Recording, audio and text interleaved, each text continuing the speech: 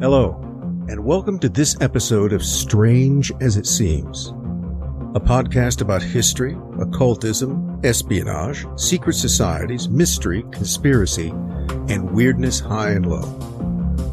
The common denominator is that the topics all embody the strange, that is, something that's unusual or surprising in a way that's unsettling or hard to understand. The aim is to reveal and discuss, but without any definite expectation of explaining or proving anything. Because, more often than not, the closer you look at the strange, the stranger it gets.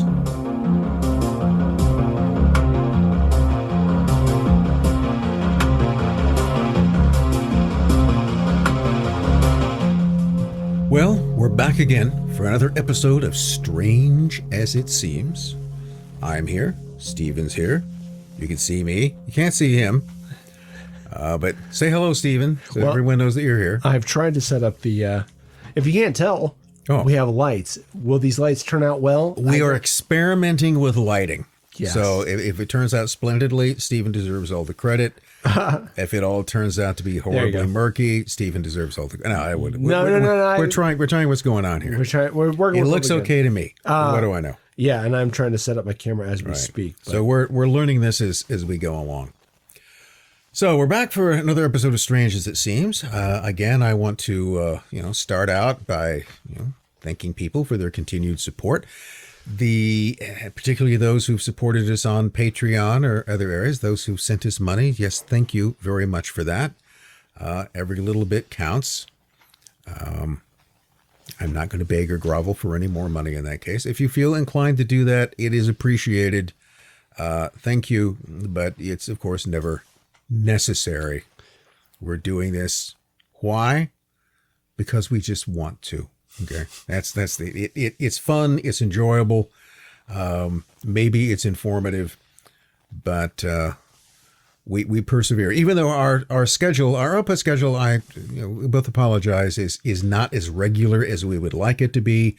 But we've all got things going on elsewhere that just kind of complicate that. Well, I posted something, and it's the truth. I'm so close. Last chapter, maybe, of the dissertation.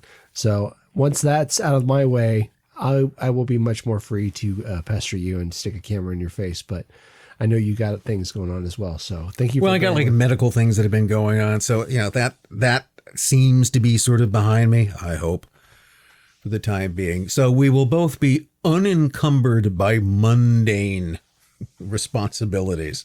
So we can get on to these non-mundane responsibilities.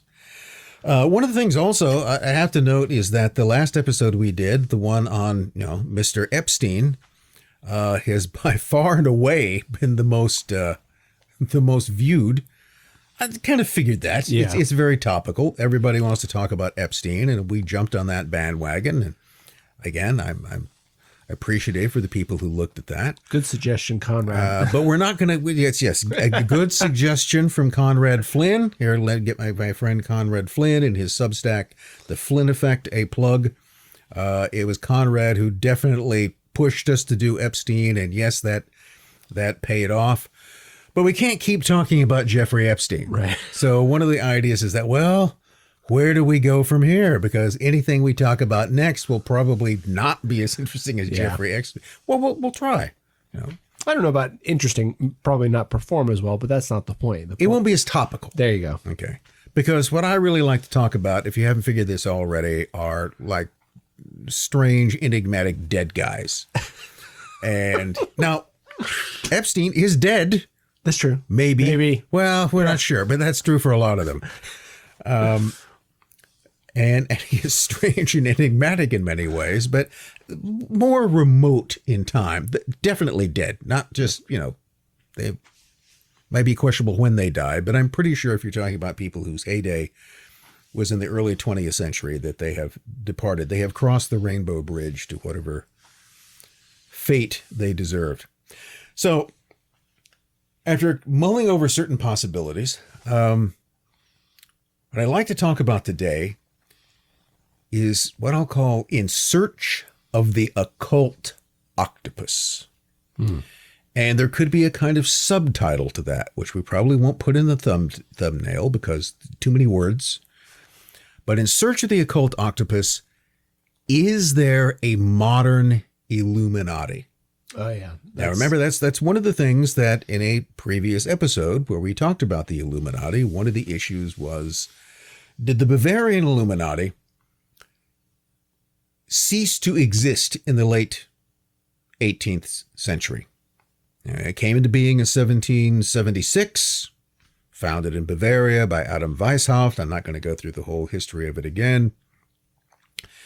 And then it was banned on 3 or 4 occasions by the Bavarian government, which did suppress its open activities in Bavaria, within one southern German state, but which certainly arguably doesn't appear to have affected its operation other than that. Adam Weishaupt himself lived into the early 1830s.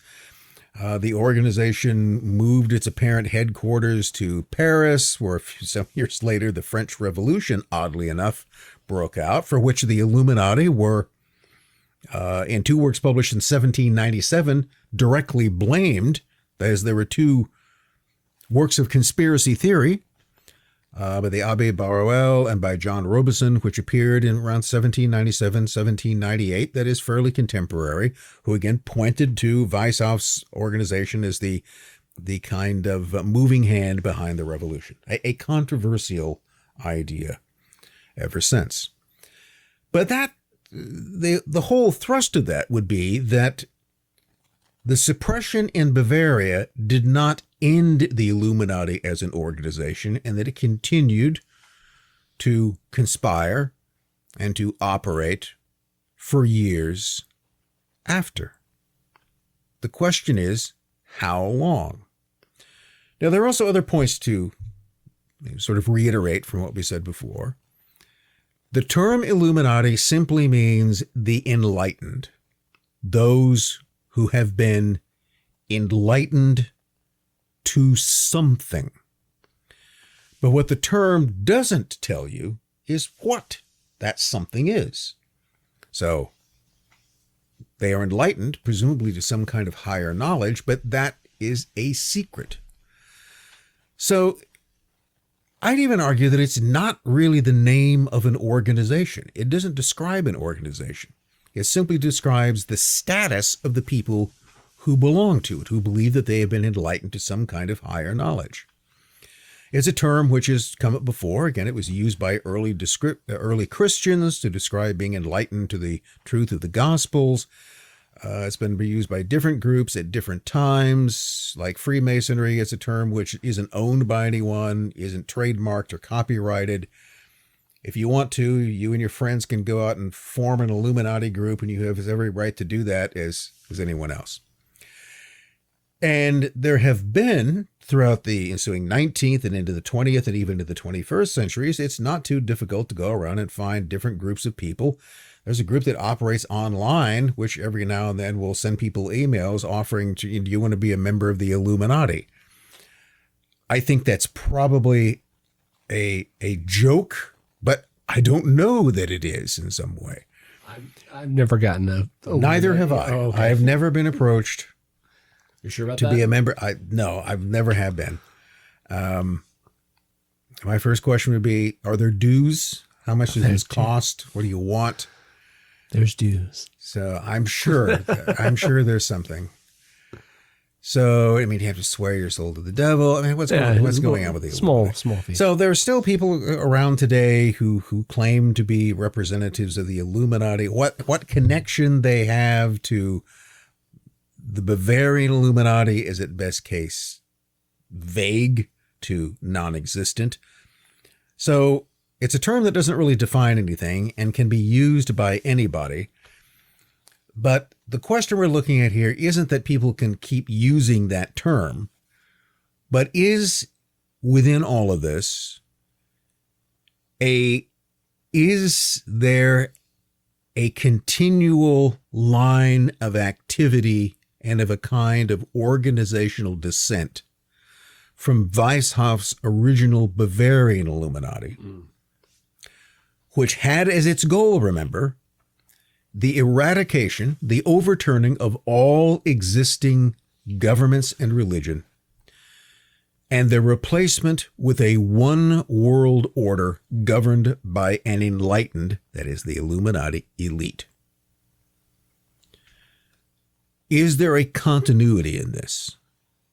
So the idea here is that it's not just a bunch of people at different places in time using the term Illuminati because it had a kind of historical resonance, or they thought it was sexy and it would imply some kind of older, some sort of historical legitimacy by arguing that we were tracing back to some older organization. People love to do that, by the way.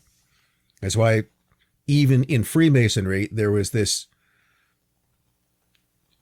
as far as I can tell, baseless argument that they were descended from the Knights Templar. But it became a very popular idea. It's not even officially held, but it became a popular, widely held belief that in some way Freemasonry was a continuation of whatever the hell the Templars are doing back in the 14th century. And nobody's quite clear about it, other than being, Catholic warrior monks. That's pretty cool. That's what they were obviously doing. Maybe there was more going on. So backdating a current or modern organization by claiming it is a descendant or a continuation of an older organization is a kind of useful organizational tactic. But in the absence of any kind of documentary evidence, it's simply an unsubstantiated claim. So could the Illuminati, could this effort to create a, for the lack of a better term, a new world order based around a kind of new enlightened elite, did that continue in some form? Well, one of the ways maybe to start out with this is that you can see that to some degree. You can particularly see it in the career of one individual who was initiated into the original Illuminati order around the time of the French Revolution. This is the fellow who's known as Filippo or Philippe Buonarroti. Okay, so he's Italian, spent most of his time in France. You might remember the Buonarroti, wasn't that Michelangelo's name? Yeah. Are they related? Yes. Oh. Actually they are. Buonarroti comes from, like a lot of revolutionaries, he comes from the nobility. He already comes from the upper echelons of society. And Buonarroti was someone who gravitated to France during the Revolution, joined the Jacobins, the most radical faction of the kind of Bolsheviks of the French Revolution, most notoriously connected to the person of Robespierre. There was more than just the one guy.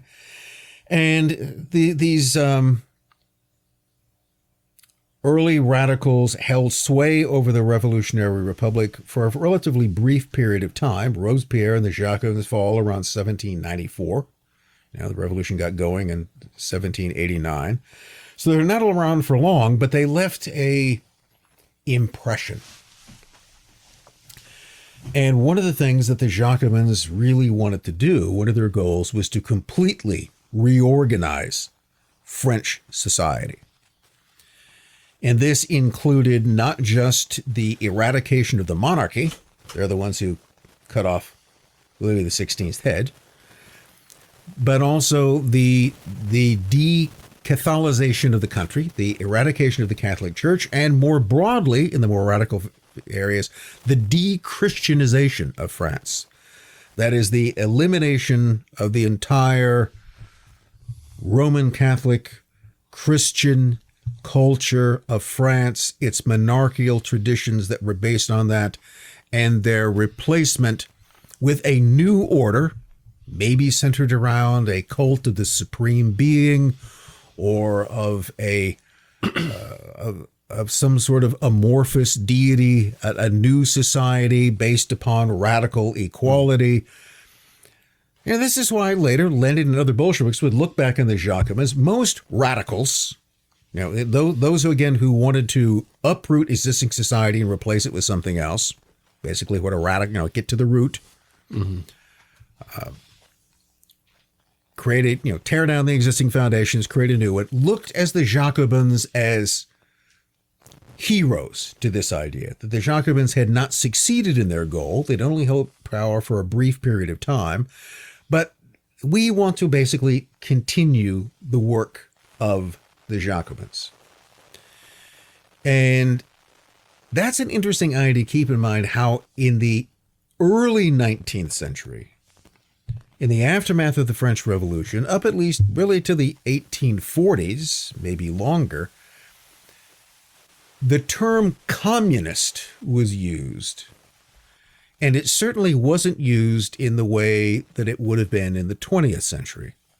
So if we talk about communism in the 20th century, we're talking about things that are a descendant from the Bolshevik faction of the Russian Social Democratic Labor Party, the Leninist model. That's where communism comes from.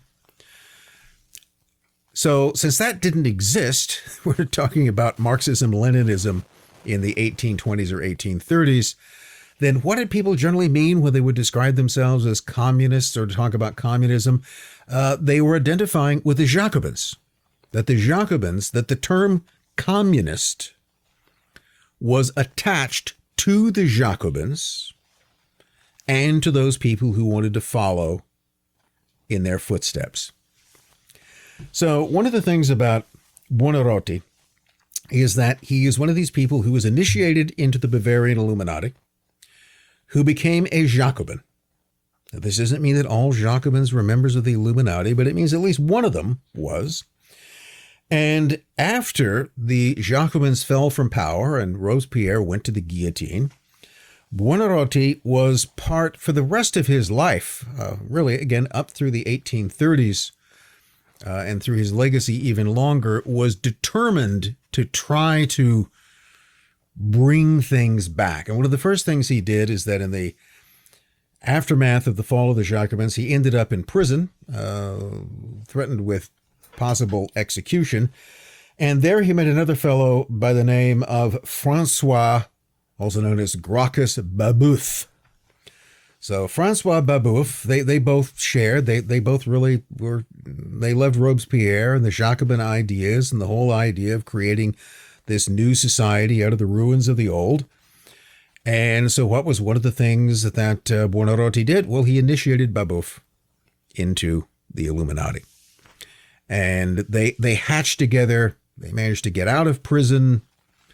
They formed a thing called the Society of Equals.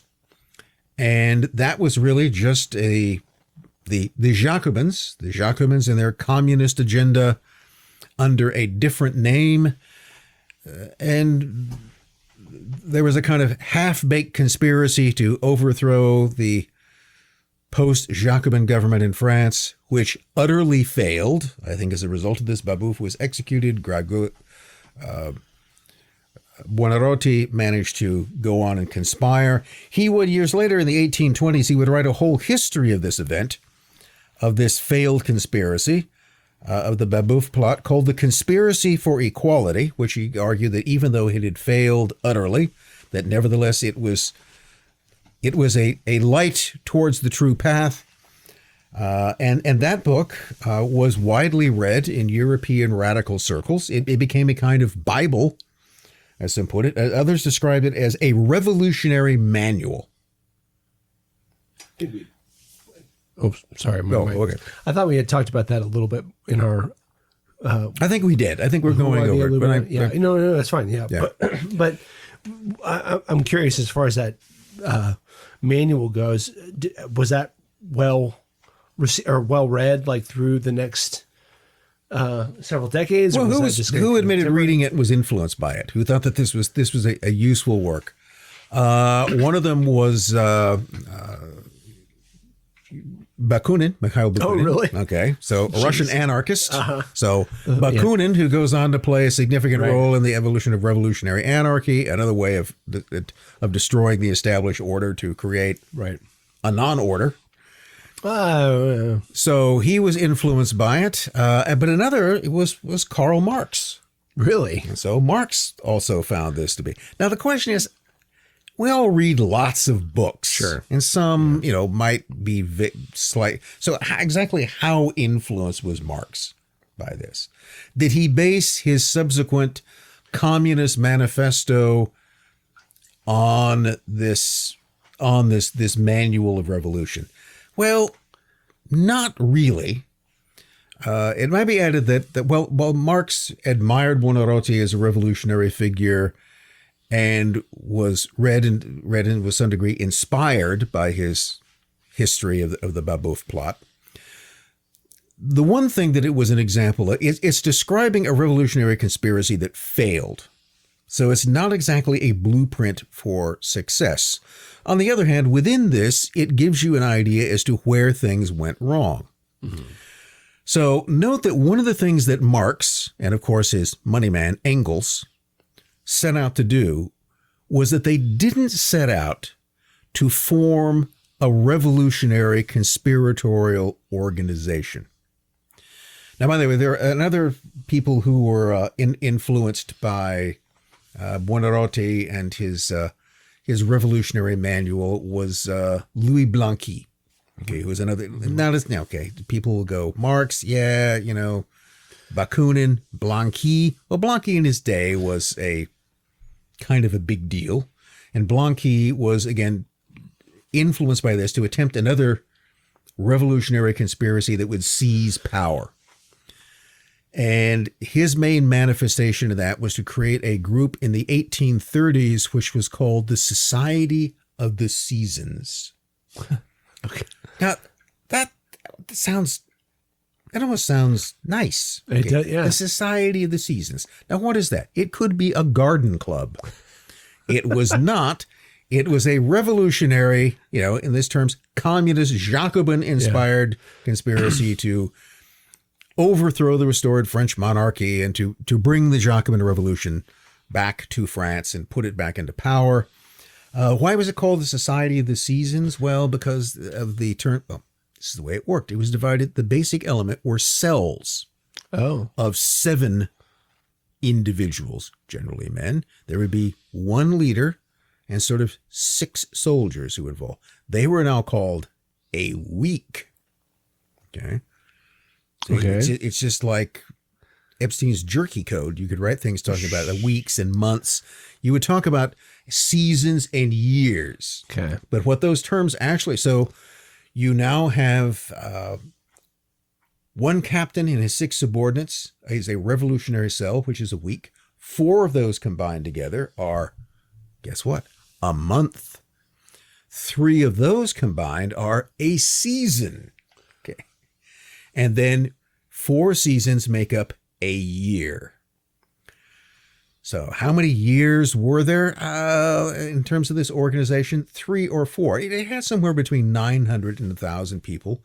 And around 1839, they attempted an abortive coup d'etat in Paris that was going to seize control of the government. It failed. But one of the things you can see when I'm going through these kind of details is that even though Weisshauff's Bavarian Illuminati went out of business in Bavaria in the 1780s, although we know that it continued on, it continued to inspire conspiratorial revolutionary activity through Buonarroti and others. He's not the only one, but he's the most obvious case of this, well into the mid-19th century. And that example then went on to influence Marx and Engels, the Communist Manifesto, the Communist League, which comes together, which is still a kind of reference back to the Jacobins in 1847. So this certainly has continued. There is some visible line of inspiration, a kind of line of succession that goes on for decades into the 19th century. Now, where Marx sort of parts company with Buonarroti and even maybe with Weishaupt to some degree, so he wasn't trying to create some secret order that was then going to seize control of society. Instead, Marx's whole idea was to sit down and write out a whole philosophical basis as to how the revolutionary struggle was inevitable. So this is the whole essence in Marxism, that there is a historical dialectic which continues, and that this thing will inevitably happen. That the rise of capitalism is inevitable, that capitalism will give rise to its antithesis, socialism is inevitable, and that socialism will gradually mature into a perfected communist society is inevitable. So we're not really depending upon plots and conspiracies and small groups of revolutionary agitators in order to have the foundation of this. Now, on the other hand, if we go on and we sort of then look into the early 20th century, where you've got Lenin, who amidst other Russian Marxists goes back sort of in the opposite direction, that the way to bring socialism into power, to start the road towards communism and this idealized society based upon equality and the lack of exploitation, yada, yada, yada, was through a revolutionary conspiracy. And so again, without going into it, the way the Bolsheviks come to power is not through an election, but through a forcible seizure of power. In other words, of successfully carrying out an operation that Louis Blanqui and his Society of the Seasons and many others failed to do in the 1830s. So Lenin, while motivated by Marx's overall theory of historical inevitability, nevertheless wasn't just going to wait around for this to happen, but was going to make it happen through political conspiracy and armed uprising, giving us modern communism. So I do think it's fair to argue that whether or not Vladimir Lenin viewed himself as, and he was probably too egotistical to view himself as simply the heir to the ideas of Weishaupt, that he's still continuing very much in the same tradition. I do think there is that kind of continuation. But is that all that we're really talking about here? Is that what the Illuminati is? And particularly, get back to this term, the occult octopus. Now, it's an interesting term because it's got occult into it. There you go. And then it's got octopus. How do those fit together? Where does the term come from? The term comes from a figure that we've also discussed in a couple of other episodes, and we're going to say more about today. A constant figure of fascination for me, someone who apparently, for some reason, I never get tired of talking about, although I actually do. And that is Sidney George Reilly. The guy who's not really Sidney George Reilly, who's sometimes called the model for James Bond, which is just BS, and also one of the greatest British spies of the 20th century, which is also pretty much BS. We're looking today in terms of more who Reilly was. But this is a term coined, presumably in the early 1920s. I don't know exactly, but it's first mentioned by him, of others of him saying it, around 1921, 1922. And Reilly is credited with coming up with this term, the occult octopus. And what did he mean by that? Well, Reilly, perhaps more than being a spy in the normal sense, was a kind of international businessman or deal maker. He was described by U.S. Naval Intelligence in one document as he and his friends were international con men of the highest order. And that may be a way of looking at it as well. Businessman, con man, is this a legitimate deal or is it a con? Well, that's always the same kind of question. So what Reilly was talking about in terms of the occult octopus wasn't a revolutionary conspiracy, but basically the idea of, well, it comes closer to the concept of a kind of capitalist conspiracy, international business, or the secret global capitalism. There you go. That there is a kind of cap and turn. It's an interesting idea to consider. You know, once the Soviets came into power, one of the things they formed was the Communist International, the Comintern. And the goal of the Communist International was to found and to support, by every means possible, legal and illegal, communist parties around the world with the ultimate aim of creating this one world socialist republic. So remember, that's what Lenin's ultimate goal was. Lenin's ultimate goal was not the creation of a communist regime in the Russian Empire. That was just the beginning. That's just the starting point. No, it was world revolution.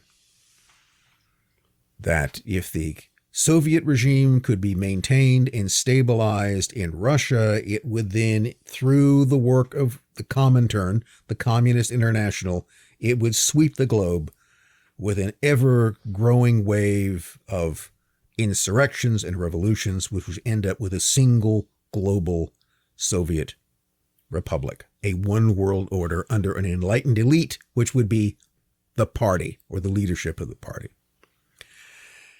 So the concept of the Capintern, the Capitalist International, in some ways follows almost logically. Business is and always has been international. People like to talk today about globalization. There's a global economy. Well, it's always been a global economy. I mean, the volume of trade has certainly increased, but one of the whole things about trade and business for millennia has been that it is connected interests over far-reaching areas to trade. You know, whenever there was money to be made, people would trade things. Well, I forgot what I was reading. Sorry, I keep turning my mic off and on because for whatever reason the audio is weird today. Apologies if this comes out poorly, but before I was stupid enough to do a PhD, was like, I'm going to do a podcast about populism. And so I was starting American populism. So starting in the post, let's say 1877, and then carrying it on through, definitely William Jennings Bryan, but you can go into the 1920s and 30s. So we were on, I think I read, this is the fourth age or the fourth wave of globalization, right? And you can think of that in whatever kind of delineation that you want as far as like which empires are doing globalization and so on and so forth. But something I think I told you last time, the beginning of maybe the third or this one actually, I read a book called The Meddlers, and it was all about the beginning of international finance as far as we understand it today, and some of the organizations that exist now, like the IMF and some of the, I don't know if it's international, is it Bank of Settlements? Some of these things go all the way back to like 1864. And it's really about how does capital, get from one market to another. And this is before you have free trade and things like that. But there's always been, to your point, this kind of network that was, slowly building itself up to be able to, branch into new areas of global trade. There, obviously the Hudson's Bay Company, some of these other things that were, parts of the Crown, Jacob Astor's American colonies. Right. I'll take it all the way back to Egyptian cocaine mummies. Hell yeah. Okay. Now, I'm not sure the status that, but it was the idea that people were doing analyses of mummies and found out that they tested positive for coke. Right. And that brings up the whole possibilities that was there some sort of ancient trade route? Yeah. Because cocaine does not come from Egypt or from Africa. It would still come from the Andes. What were there these ancient trade routes? Yeah. By which some means that coca or its extracts, that some form of cocaine made its way to Egypt for Egyptians to snort, when they ran out of Blue Lotus or what, because the Egyptians were really into drugs. Mm-hmm. And therefore, yes, they probably would have caught on to cocaine. That would have been big in Egypt or in Mesopotamia. And if you think about it, that's exactly what would be traded. Right. Okay. Yeah. Once you've got a substance which can get its customers addicted or desiring more, then yes. So maybe these trade routes have existed. I see no reason why they wouldn't for thousands of years. So there's nothing that modern to me about international business. No. It's this is basically just what it does. So one of the things that got me thinking about this and brought me back to Reilly is that I was asked this, I was doing a recent interview with a fellow by the name of Reed Morin, which hopefully there's a Reed Morin podcast, and hopefully that will come out at some point in the future. Certainly worth taking a look at, another sort of plug. But I think it was he who asked me, he goes, well, there are a couple of people who've compared Jeffrey Epstein to Sidney Reilly. They've argued that Reilly was a kind of early version of Epstein. And when I first thought of that, the thing that came to mind was I could think of all of the reasons why that didn't sound like Epstein. Because one of the things that Reilly never had, as far as I know, is an island. Right. Okay. There's no real suggestion that he was involved in, sex trafficking, okay, which is the main thing that seems to attach itself to Epstein. I say maybe, well, might come back to that because maybe there is something that would connect him to that. But nothing that, on the outward sense, Reilly appears to have been a kind of globe-trotting, unscrupulous business figure who was involved in the middleman of a lot of deals. He also, unlike Epstein, he always aspired to become very wealthy, and he would accumulate money at various points in time, but never achieved Epstein-like success. And certainly there's no Reilly Island out there in any case. But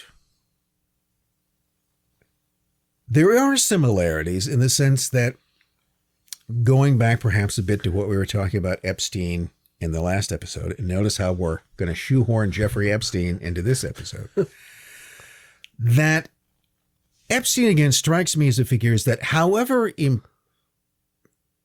rich he was, wherever his influence went, Epstein is always, in everything he does, is a kind of servitor. In other words, again, one of the main points we tried to make in the last episode is that Epstein was a person who did not come from a background of wealth, did not come from a background of influence. He was pretty much a middle-class nobody who, by networking, by making himself useful, by doing the math homework, and then by finding tax dodging strategies for his wealthy clients, gained admittance to this kind of higher world of wealth and finance and power. But he's never really the head of anything. And I still see Jeffrey Epstein as basically being a kind of glorified courtier. Someone who is serving the interests of an international wealthy elite. And notice his interest in connecting various wealthy people together. So he hung around with a lot of rich people and he profited for it, and he did a lot of business with them, and they were involved in not only business, but also who knows what manner of sort of kinky things that were going on. And in that sense, in the sense of making himself a useful tool to people who are far more rich and powerful, that's where I do see a very strong similarity, or at least a similarity, between Epstein and Reilly. So, to look at this idea of the occult octopus, well, let's look more closely at the guy who came up with the term. So when Reilly is, telling his contacts in British intelligence in the 1920s that there is this occult octopus, which he in some way claimed to not only be knowledgeable of, but to have access to, well, where would he have gotten that idea? What did he mean by it? Was that itself some sort of Illuminati? And Reilly, again, like Epstein, is someone who originates from his whole background. He clearly doesn't come from aristocracy or wealth. He emerges out of late Tsarist Russia. He's born sometime in the early 1870s. It's unclear whether that's 1873, 1874, 1875. Born in that period, the late 19th century, along with a lot of other Russian revolutionary figures who would come out of it. He also comes out of the Jewish population of the Russian Empire. Now, that again is something that somebody might immediately point out that, well, there's another connection here. Epstein comes from a Jewish background. Reilly comes from a Jewish background. Is that just a coincidence, or is there some significance to that? We're entering into very problematic territory. Because it's the type of thing where whenever the Jewish question, whatever that question might be, but wherever basically the presence of Jews are noted in anything, it generally provokes one of two reactions. One that somehow they're all in on something together, that this is terribly significant, or that it is not significant, but by merely mentioning it, you've made it significant, and therefore you should never bring up the fact, except otherwise when you want the fact brought up. So part of the whole problem here is that's an issue which has become polarized and mystified. There's a kind of mystification about it. And that is a subject for another time. I don't want to go too far into that today, but we're going to have to sort of confront that issue. And I do think that one thing, particularly if you look at Reilly's case, I'm not really sure that this applies to a Jewish kid from Brooklyn. It may. Is that you have to look a bit at the position of Jews in the Russian Empire in this period of time. So they are a minority, a small part, 4% of the empire's population. The largest proportion of them lived in what was called the Pale of Settlement. Again, there's a lot of history. I'm going to have to telescope here, but Jews did not live generally dispersed throughout the vast Russian Empire. They mostly lived in the very western portions of it. And today, what would be Poland and Ukraine. Keep in mind, in this time, Poland as a country didn't exist. Most of it were the Polish provinces of the Russian Empire. And there, Jews formed a very significant, maybe 10 to 15% of the population. And they were legally supposed to be confined to an area that had been part of the old Polish kingdom that was called the Pale of Settlement. And most Russian Jews did live within that area. But others, through one means or another, had been able to expand elsewhere, mostly into, again, areas of the southern Ukraine, into cities like Odessa, but even in Moscow and St. Petersburg, had Jewish populations, not large. The population of both of those cities in the cusp of the 20th century was around 1 million people. Jewish populations in either one of those cities was 25 to 30,000. So they were small, and in many cases living somewhat illegally. But how did you manage that? With money, right? There was a saying is that there's no such thing as a circumcised kopeck, right? Or a ruble. If you had money, you could you could essentially bribe officials, other people to look the other way. You could even, if you wanted to go the assimilation route, you could throw off your outward Jewish appearance. You could convert to Orthodoxy. You could change your name. You could do all of these things to kind of assimilate. But money does give you a certain means to get past other restrictions that others might. So the bulk of Russia's Jews in the period in which Reilly is born and grows up, and even up to the revolution itself, most were people who were relatively poor. They weren't necessarily as poor as peasants.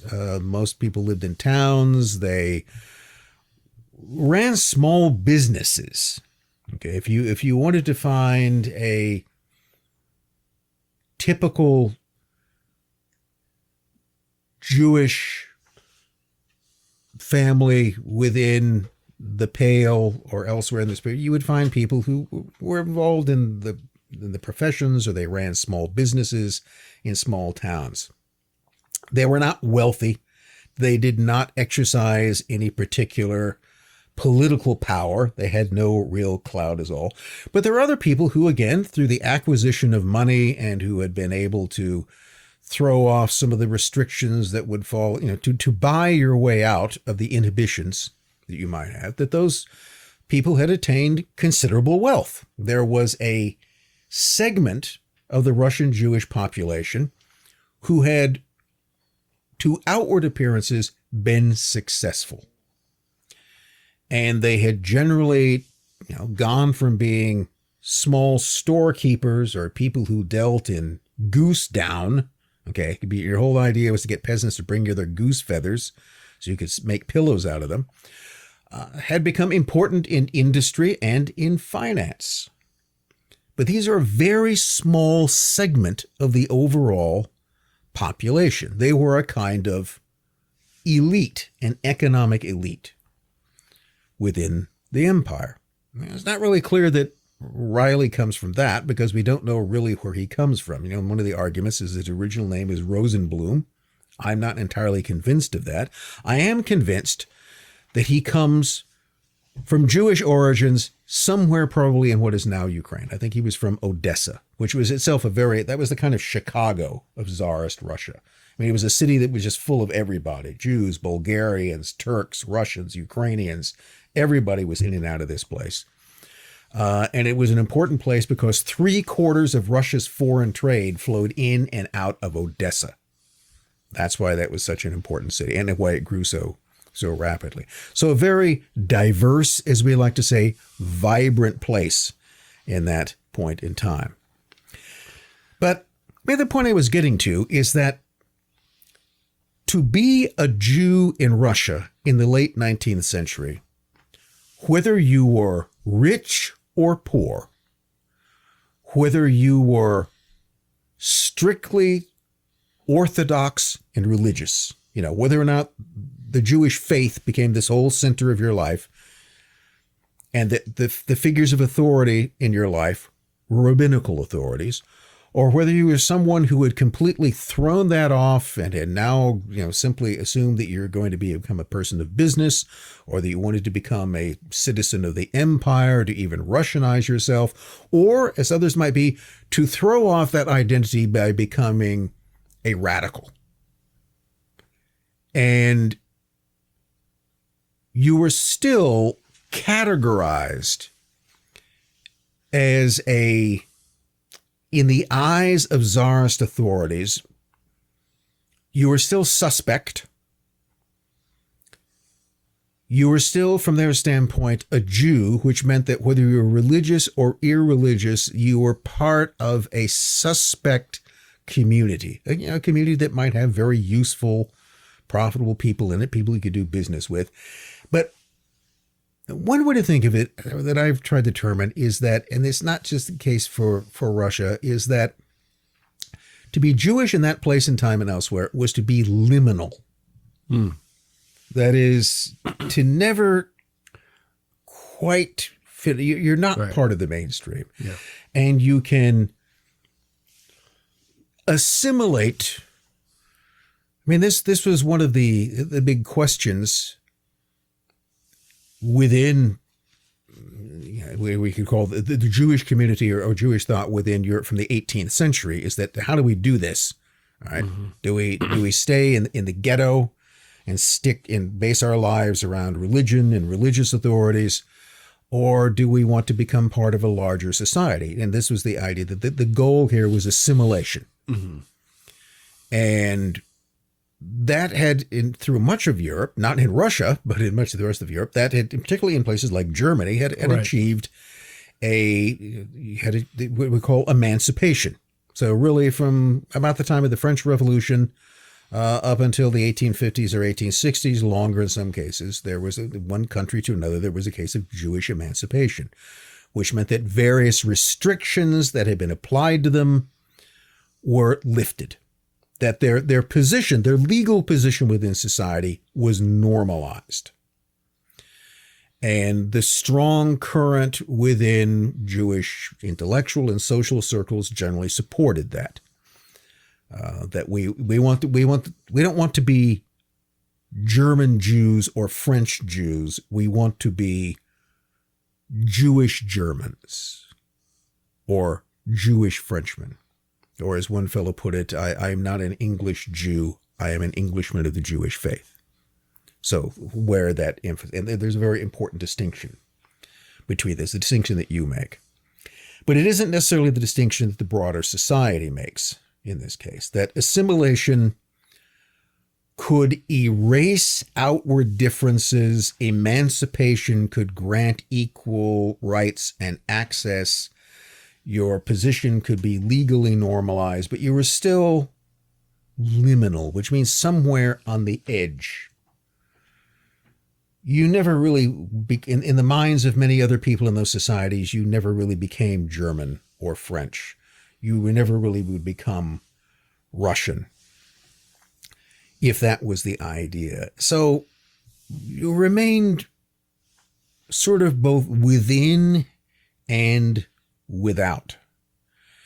And I think that overall, and particularly in the cases of people evidently like Reilly and so on, it created this, it placed you in a very odd position. Mm-hmm. That you were never wholly accepted. You were never, despite all of the legalisms, everything else, that you were never exactly part of the society in which you lived in. There wasn't a clearly definable case for that. And there was also something to keep in mind, and this again takes us another direction, that within Jewish history itself, particularly history within Europe and elsewhere, is that there had been good times and bad times. There would be the case, you get a king of Poland who would come along and he'd be friendly to the Jews and grant them liberties and make everything okay, and that would be fine for a while. But then you get another king who would change all of that. And this is one of the things you could find if you went back into the Middle Ages, is that under a particular Christian king, life was good. Then another one would come along and expel you, but then you'd be invited back in. Yeah. So what was the lesson that might be learned from this? Well, this lesson in the simplest term might be that you can never trust the Goyim. Now, who are the Goyim? Everybody else, okay? Yeah. Non-Jews, the nations, sometimes politely, the Gentiles, but the Goyim, the others, the people in whose society were more constantly, live constantly as a minority within these, in many ways, foreign cultures. And we can be assimilated and accepted to a certain degree. But if you look at history, what did it teach you is that the Goyim cannot be trusted. Can I ask a question as far as, some of these expulsions? Wasn't it mostly, at least the cases I've seen, it's like, well, yeah, come back in. We need your money. And then when you've fallen out of favor in some ways, we have to expel based off whatever. And there's probably larger circumstances, but it seemed like it was more about finance. Well, what kings could extract from the economic role that most Jews would play within European and even Middle Eastern societies, even into the 20th century, is that they're involved in, either high or low economic activity. Okay, yeah. They did not own land. That's one of the things. Therefore, there was not, until less later, you became ennobled by someone, by the Christian monarch who would then allow you to do it. But generally, you didn't own land. You lived in towns and you engaged in skilled professions were often part of it. Mm-hmm. And that skilled professions could be things like money changing. Mm-hmm. I mean, remember for a long time, the Catholic Church held that usually it was a sin. And so therefore, Christians could not loan money to each other because earning interest was a sin. Jews, on the other hand, were allowed to do that Yeah. because, well, they're going to go to hell anyway. I mean, that was basically the idea. Yeah, they can always kind of convert and so on. But that was an area that, because there was no mainstream competition to that you were free to engage in. You know, let a questionable segment of the population engage in a questionable but useful economic activity. And I don't think it was you. It was something else. I was listening to like the changes in Poland.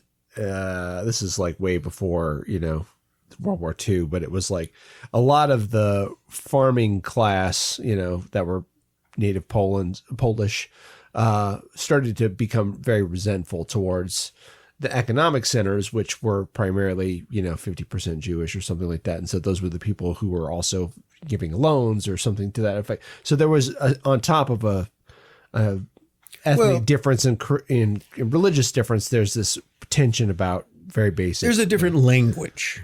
Right. So yes, Jewish, particularly in the Pale of Settlement in Western Russia and in Poland, Jews lived in towns.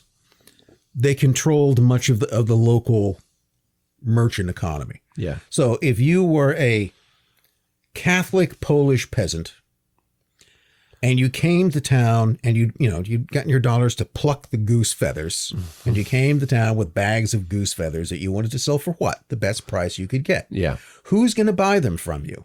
Yeah, merchant. Okay. A Jewish merchant is going to buy them from you because Poles didn't do that type of business. Right.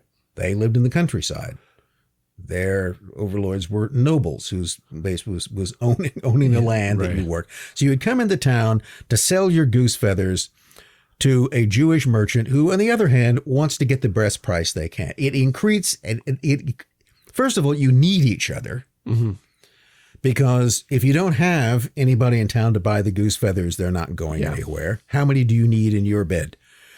So, and the Jewish goose down dealer needs the peasants to bring them to it, but there's a basic antagonism between them because look at the history of American populism. Every farmer is going to believe that they get ripped off. Yep. I mean, show me a farmer who believes they're getting a fair price for their crop. But they don't have to be Jewish for this. They don't have to be Jewish. Anybody who's but then magnify this by the fact that the person who is buying this from you, writes in some sort of weird alphabet, dresses differently, speaks in another language that you can't understand.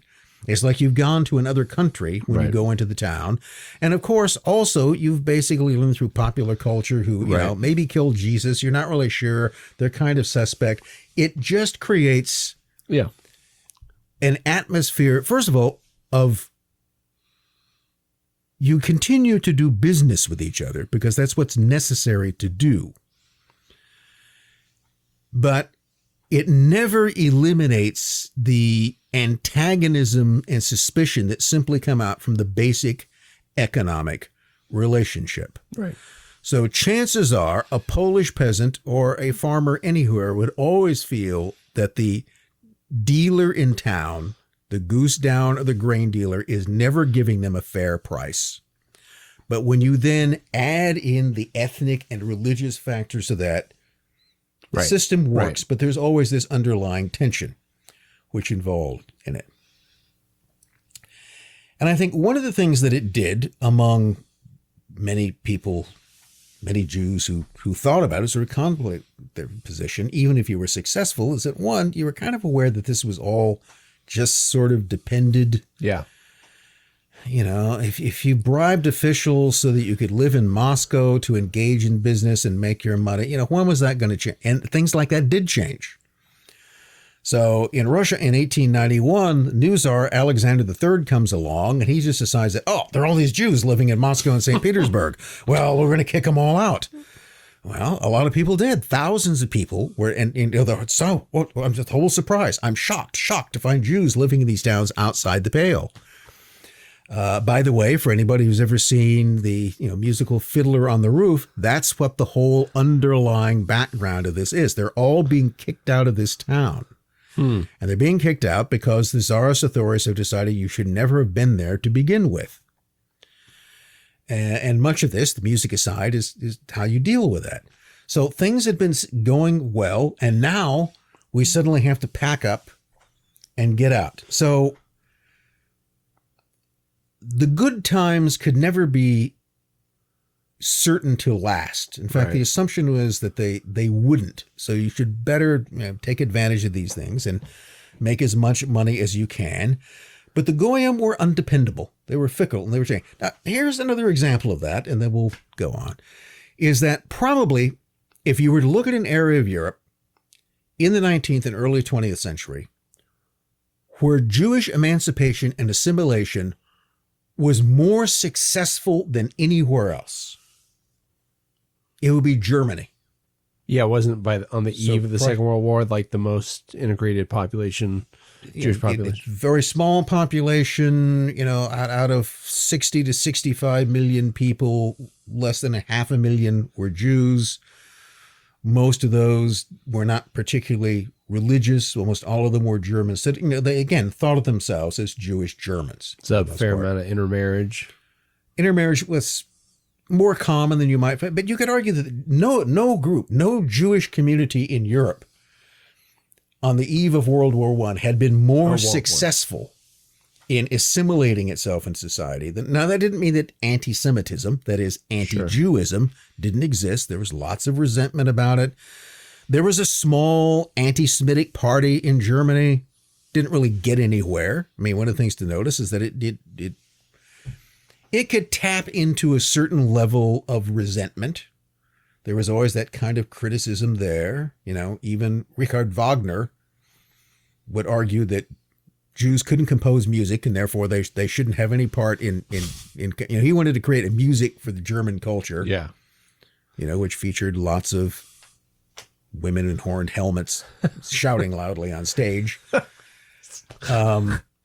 We didn't think that Jews could be any part. So even then you got this idea that no matter how assimilated a Jew could be, they could never be a German, whereas other people would argue that, how many things do I have to pass through where I become a German? Okay. Families lived here for 500 years. I have a German name. I don't speak, I have everything in physical appearance. I'm identical to this.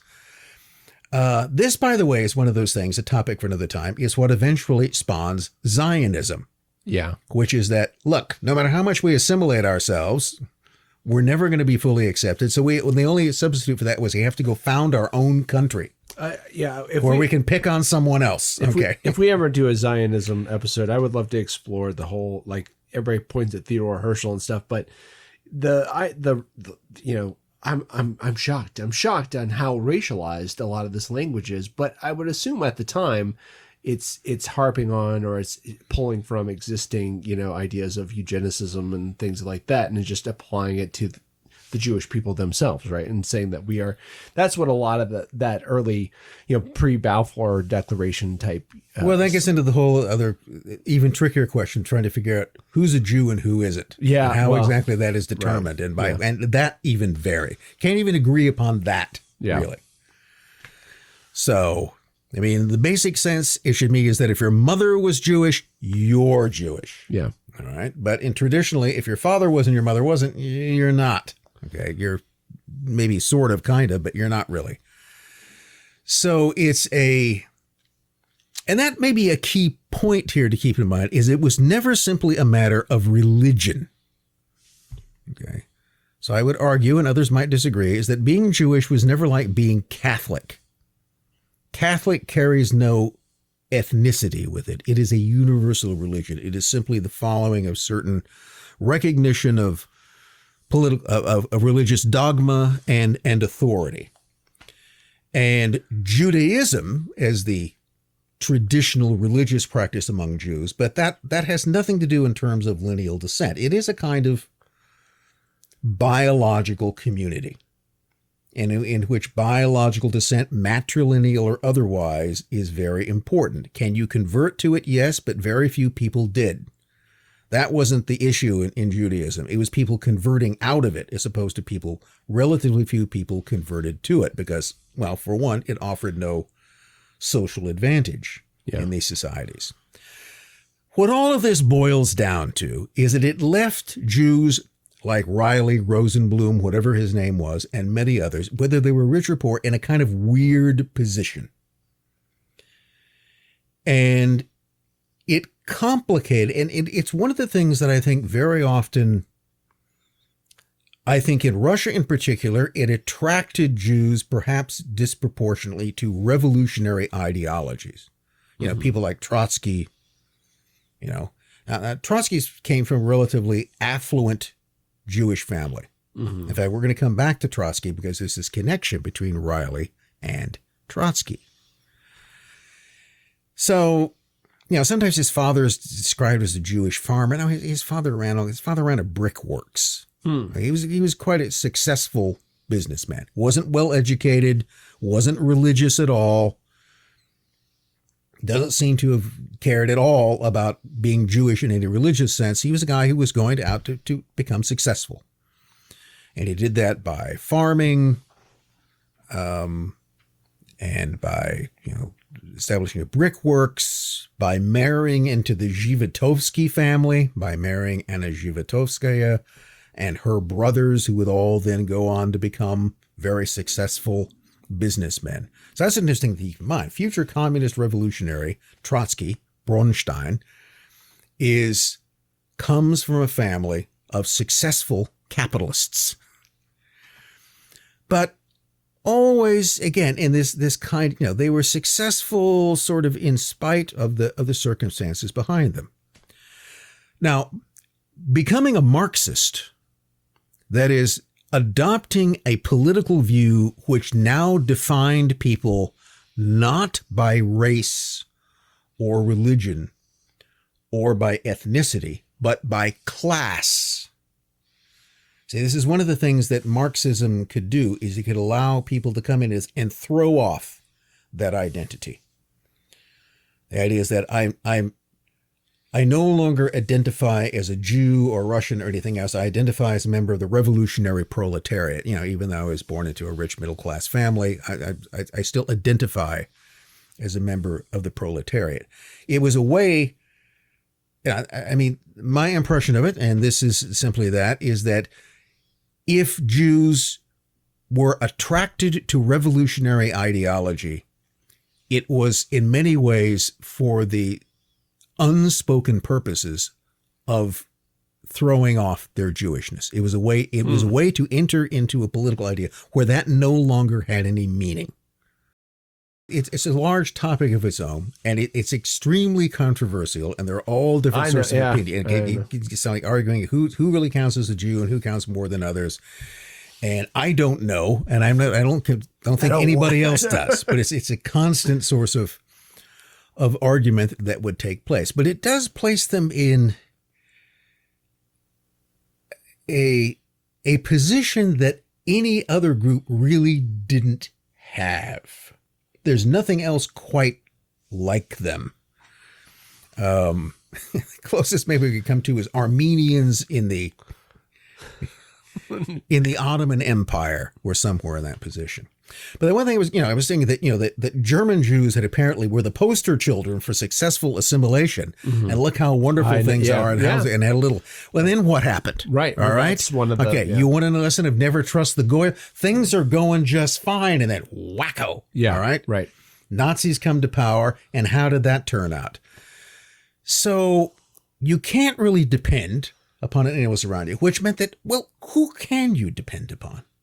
Okay, in this world of uncertainty, where political or social changes can just upend everything, that no matter how successful you are, something can come along, some other emperor or president or regime or ideology can come along and take all of this away from you. Who are the only people on earth that you can kind of depend upon? Other Jews. Yeah. I mean, you may not like them, okay? Okay, you may, but at least there's something, you know, in an uncertain world. Right, there are very few rock. Right. It is a slippery rock to hang on to, right? Because even there in the business, there's really not much loyalty, but there's more. But most of that would come down to the idea of family and who you're related to, and that becomes very important. So if you look at, for instance, well, let's take an example. Some version of this is that who are the almost mythical Jewish bankers in modern history, whose name always, because it comes up in the Epstein files, because yes, one of the groups of people that Jeffrey Epstein describes himself as a representative of is the Rothschilds. Right. Okay. The, again, almost mythological Jewish bankers. And what did the Rothschilds do? What made them successful? Well, one is they made it a family operation. And this included, Meyer Amschel Rothschild had 5 sons, and he decided that the way to expand the bank out of Frankfurt was to send his sons to the different, one to Naples, one to Vienna, one to Paris, and one to London. Some of those branches survived, some of them didn't. But it was a way to take a family enterprise and to broaden its international scope, which proved to be quite successful. So the whole thing is that who the Rothschilds were loyal to were to the Rothschilds. Right.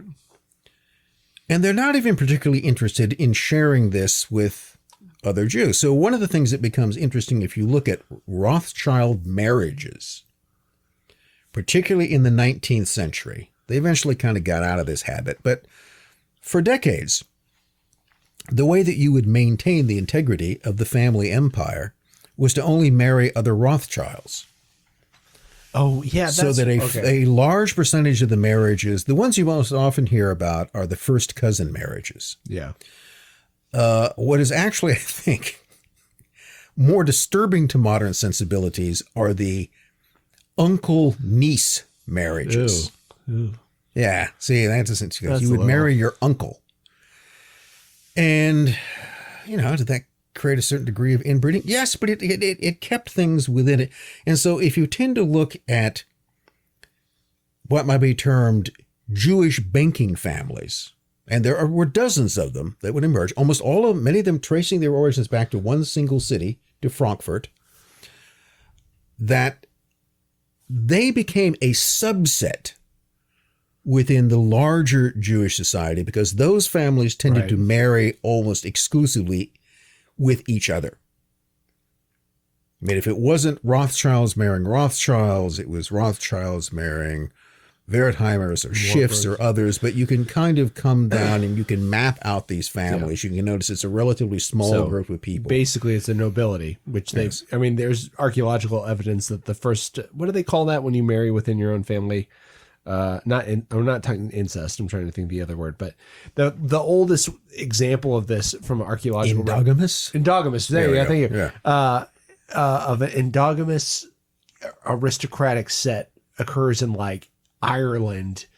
I don't know how many thousands of years ago. When they're building megaliths and stuff like that, but they found evidence of like, this, and that's why do you do that to maintain the wealth, the land, so on. So, Habsburg Chen, right? That's why So keeps the money and the influence within the family itself. It's just interesting that there's, it sounds like what you're describing is an elite within. Yes. They become an elite within European Jewish society. And it's mostly, and they largely interact. You can find this in, American Jewish bankers like Jacob Schiff. Jacob Schiff was the hugest contributor to not just Jewish charities. They all become philanthropists. This is one of the things that wealthy people do. Wow. This is one of the things that millionaires and billionaires do, right? Yeah. They all throw a tiny fraction of their gigantic fortunes towards philanthropy. And they do that in part because they're motivated by sincere ideas. But the other practical side of it is it gives them influence. Oh, I was going to say taxes. Well, it gives a huge tax write-off. No, you're right. But it also gives you, again, the American Jewish German banker, Jacob Schiff, Kuhn and Loeb, a company that Sidney Reilly would do business with, was involved in the early 20th century. He is essentially Jewish charity. He is the single biggest contributor to all of them. Yeah. You couldn't really found a Jewish charity without him being a part of it. And then once that gave him a tremendous amount of control and influence within the larger community. It makes people dependent upon you because you're Mr. Moneybags and you're going to provide all of this kind of money. So yes, it is, on the one hand, it could simply be the kindness of his heart, but it also is a very successful tactic in maintaining control and order within that larger community, making yourself the 500-pound gorilla. There you go. Okay. Of the Jewish community in New York and by extension, the United States. It is not unselfish. With that, I'm pitching an episode on foundations and trusts. So I told you. Foundations, trusts, charity as a whole. There you go. There was always the I won't say the dark side of charity, but much of it is about influence and control. Pause real quick. Can I adjust your microphone stand? Yes. Okay. Sorry about that. Go ahead. So this is a very long-winded explanation to explain the kind of world, the circumstances, the social realities that someone like Reilly, among many others, and someone like Trotsky would come out of.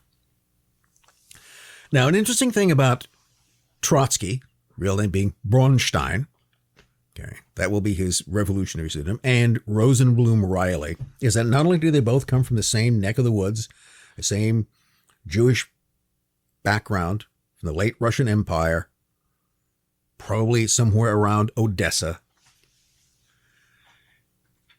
They also, early on, both gravitate towards radical politics.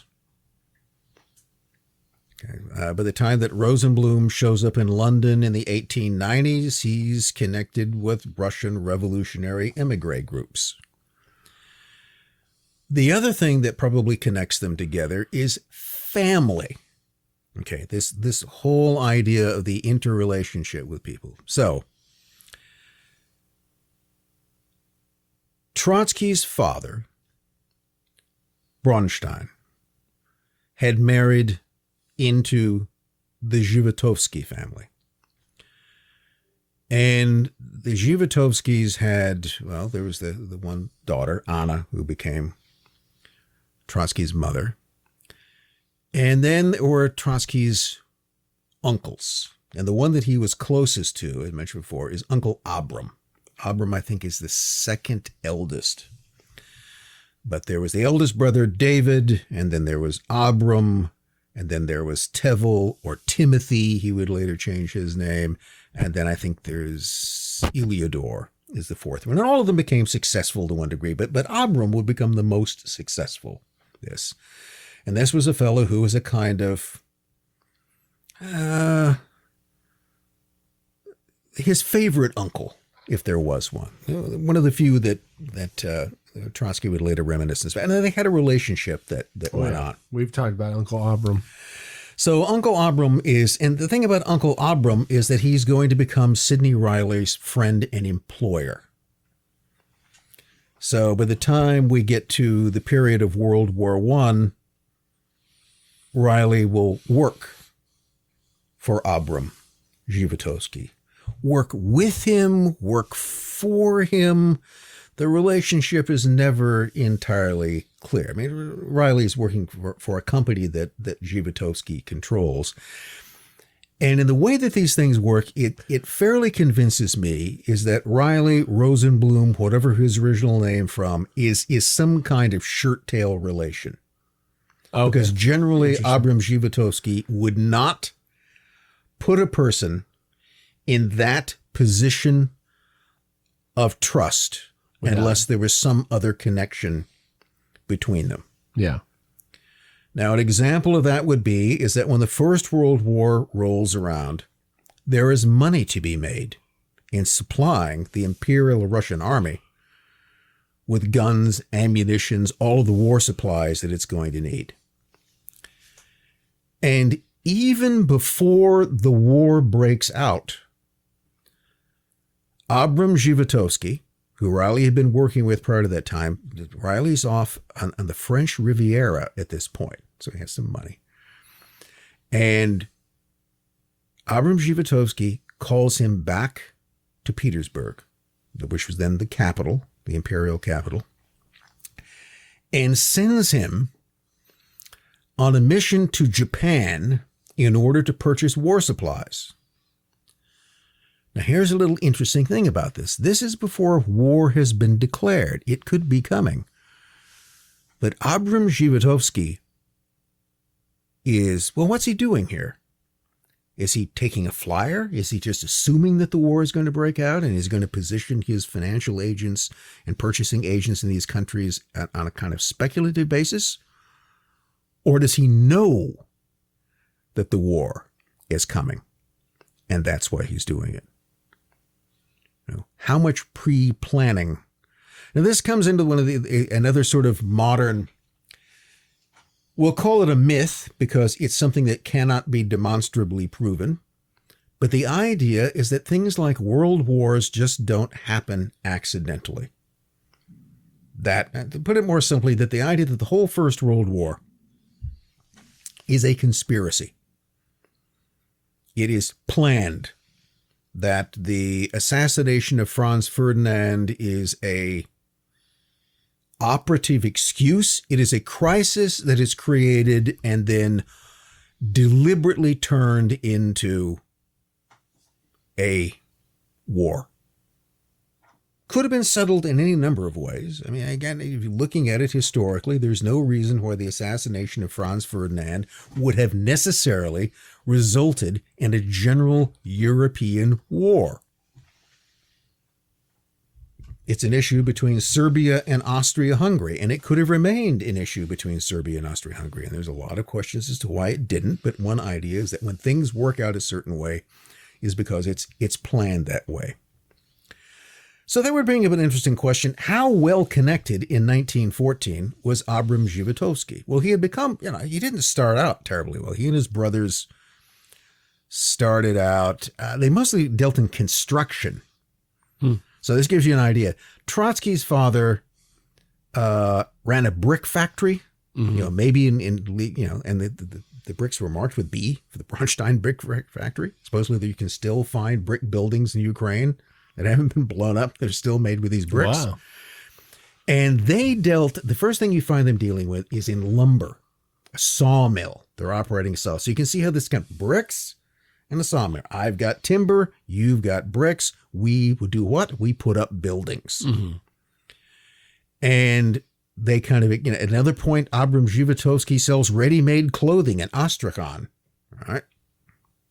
Ready-made clothing? Ready-made clothing. Well, Well, see, this was a new thing in this period. You now got factories that produce off-the-rack clothing instead of everybody, Here's some fabric. You got to go sew your sewing stuff at home. Wasn't thinking. Sorry. Okay. I mean, that's, before before there was a Marshalls. You just had to, I know. Sorry. You had to plant the flax. Okay. You had to go through all this laborious effort to make clothes because there was no store you would go to. Right. And now there are factories producing massive amounts of brightly printed fabric. Yep. I mean, it's one of the things you don't think of revolutioning as. And so he would have these pre-made dresses and so on. He would sell them. And then at some point he actually he's also at a certain point in his career, a pharmacist's assistant in Moscow, but he eventually earns enough money that he joins the Moscow Merchants Club, which was something, because you see, that's an admission. That's something that at one point Jews weren't admitted to, unless you knew the right people, unless you had a Gentile friend who would nominate you for entrance and you had enough money to pay for membership. So he managed to get into that. He'll become a member of the Moscow Stock Exchange. He'll have a table at some of the finest cabarets in the city. He also liked to gamble and play cards. That's an important part of it, who it is you get together and play cards with. Mm-hmm. And so Abram Zhivatowski is very much a kind of self-made figure. The family wasn't wealthy to begin with. His sister marries into another kind of up-and-coming businessman. And his nephew, Lev, Bronstein will be the spawn of that, and he'll take a shine to the boy. But by the time the war breaks out, Zhivatowski was well known as a speculator. someone who would make speculative investments. Sometimes they would be successful, sometimes they would be unsuccessful, but generally his track record was fairly good. But his whole basis of this, in many ways, was dealing in timber. Another thing, one of the first places that he and Reilly seemed to have sort of teamed up was in selling timber to the Russian army and also possibly on the side to the Japanese during the Russo-Japanese War. But they began doing business together. And again, my suspicion would be is that Zhivatowski knew Reilly through family connections, hired him, brought him into his business activities for that reason. And then when the First World War breaks out, calls him back from vacationing with his, mistress in France and sends him to Japan to sign contracts for war supplies for a war that is not yet started. To me, that's pretty consistent with being a speculator. But maybe he did know things that would be otherwise. Maybe he had picked them up. And then from Japan, Reilly then goes on to New York. And he goes on to New York. He also goes to New York with Joseph Zhivatowski, which is another nephew. Okay, so you got these 4 brothers, and they're all having kids. And so there are a whole variety of other ones. There's a sizable family. So it's both the 4 brothers and their sons, other cousins. The Skidelski family is one that is sort of married into the Zhivatowskis, the family which is still very much around. And so in New York, Reilly goes there and he opens an office in Manhattan of the Petrograd Trading Company. One of the things that happened when the war started is that St. Petersburg, Sankt Peterburg, sounded, well, what it was, German. And so the city was patriotically renamed Petrograd. That would later become Leningrad. Today it's St. Petersburg again. So just have to explain why. So the Petrograd Trading Company. Now, I don't think that Abram Zhivatowski would have let anyone run the business in New York, which was the single most important place in the neutral United States to get war contracts, other than someone that he trusted. And why did he trust Reilly? Well, they had worked together, but also there is some kind of familial connection between the two. Now, in the meantime, what's nephew Leon, Lev Bronstein, now Trotsky's done? Well, he's become a prominent figure in the Russian Marxist Revolutionary Front, sort of earned a name for himself by going on public trial in 1905 for his part in the failed revolution of 1905. And, Trotsky, if nothing else, realized that, okay, you're on trial for the government for revolutionary conspiracy and subversion. Well, you can do one of 2 things in that circumstances. You can beg for forgiveness, or you can grandstand it as much as possible. Look, they're going to convict you. Okay. You're going to be sent off to Siberian exile. So you might as well grandstand this as much as possible. And he did, for all it was worth. All the time still getting sort of subsidies from capitalist Uncle Abram. But, the interesting thing about this is that it even in this particular detail, this is by no means the only one, it shows this curious interplay, the connection between the Capintern and the Comintern, between revolutionary anti-capitalist politics and the capitalist elite itself. It's one of those things, again, that goes all the way back, I think, to the relationship between Karl Marx and Friedrich Engels. The Engels family were factory owners. The money which Engels, as part of his family, and that's where his money came from the exploitation of the very workers that, you're using money generated from capitalist exploitation to fund a writer, in this case Marx, to research and write a kind of doctrine to undermine the very belief. Why would you do that? I mean, why would you? Well, one, because it was a necessity. You had to get money from somewhere, and that's where it came from. But I'd bring that back to something else. This brings us back again to Weishaupt and the Bavarian Illuminati, and it was a question that I raised then. If you look at who joined the Illuminati, okay, so here you've got this idea that aspires to essentially eliminate monarchy, aristocracy, the whole existing social order, and replace it with a new enlightened elite. Now, who joins this organization? Angry workers and peasants? No. Weishaupt doesn't want those people. Those people are meaningless. Okay, those people are just, characters in a video game. They don't mean. No, the people who would join it disproportionately were members of the aristocracy, members of wealth, people who already had power and position in those societies. I'd raise the same question. If you were a prince in 18th century Germany, a margrave, a duke, whatever it might be, if you already ran your own little country, what would possibly attract you to join a movement whose whole idea was to destroy the basis of the identity and power that you currently had?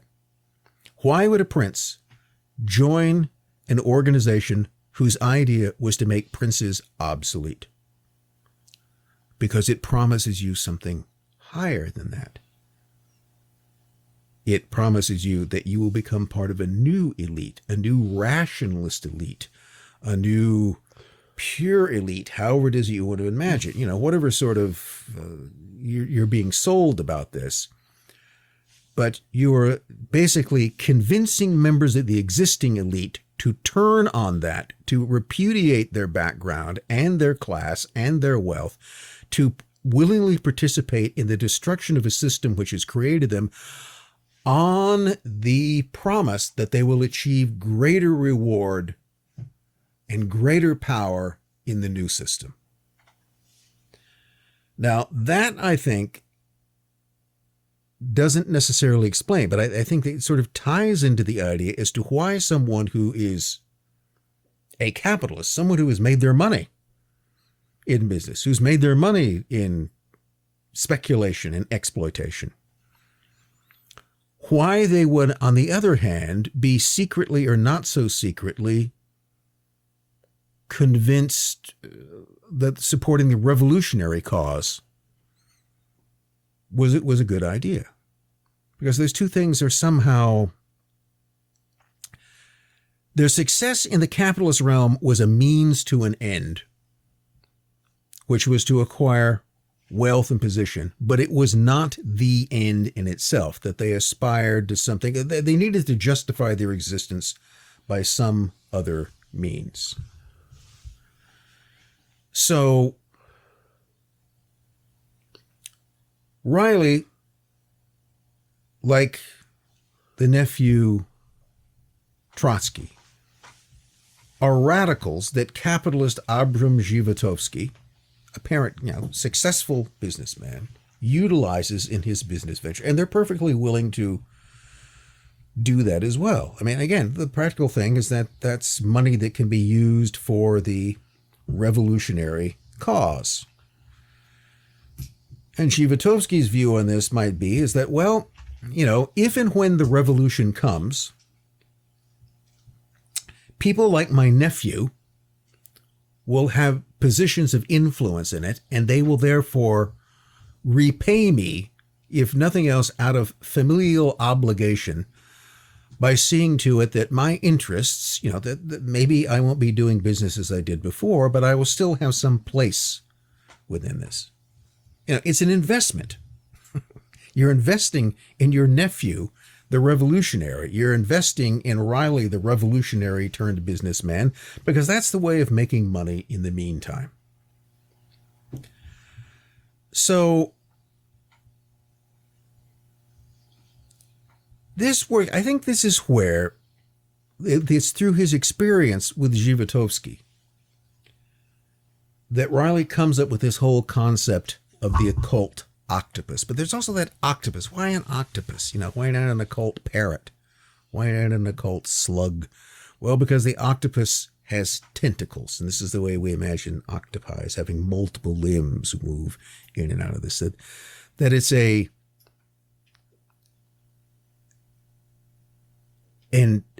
penetration of multiple spheres at the same time. The occult octopus has its foot in war financing, or not a foot, it has a tentacle in war financing, it has a tentacle in political radicalism, it has a tentacle perhaps in counter-radicalism as well. You invest. Everything is simply an investment with an expectation of some payoff, but you hedge your bets, you spread your investments, so that depending if the revolution occurs, well, that's good. We've made investments and connections there. And if the revolution doesn't occur, if there's a counter-revolution, well, we have investments there as well. The concept here being is that the occult octopus, the cap and turn, is essentially amoral and apolitical. Its only interest is in terms of return on investment. And everything else is to some degree simply being utilized for that purpose. Nothing any more fancy than that. Simply an organism doing what an organism does, which is to survive and to grow. So Reilly had a lot of experience of this in terms of war financing in New York. There he deals with, he already had some contact with British intelligence as well, because they paid him, because it gave him contacts, because it gave him access that he wouldn't have otherwise. It's interesting to know that the fellow that he deals with most closely in wartime New York, the head of what would essentially be MI6 in New York during the war, is Sir William Wiseman. And someone might wonder, Wiseman, was he Jewish? No, he wasn't. William Wiseman was not. Nevertheless, he would, in certain circumstances, allow people, particularly Jews, to believe that he was. Because the name was close. It could be construed that way. I mean, there's a very, the chief Zionist in Britain was Chaim Wiseman. So that I thought was interesting, is that Wiseman is not only a British intelligence officer, he's also, what was his whole career? What did he do before he became a wartime intelligence officer? He's a banker. There's a small private bank, Hendon's Trust. And in that, he deals with larger bankers. Okay, so he was quite acquainted with the world of banking. That's why he and one of the Jewish American bankers in New York, Otto Kahn, a member of the Kuhn and Loeb Company, they would have so much to talk about because they were both aware of what it was in banking.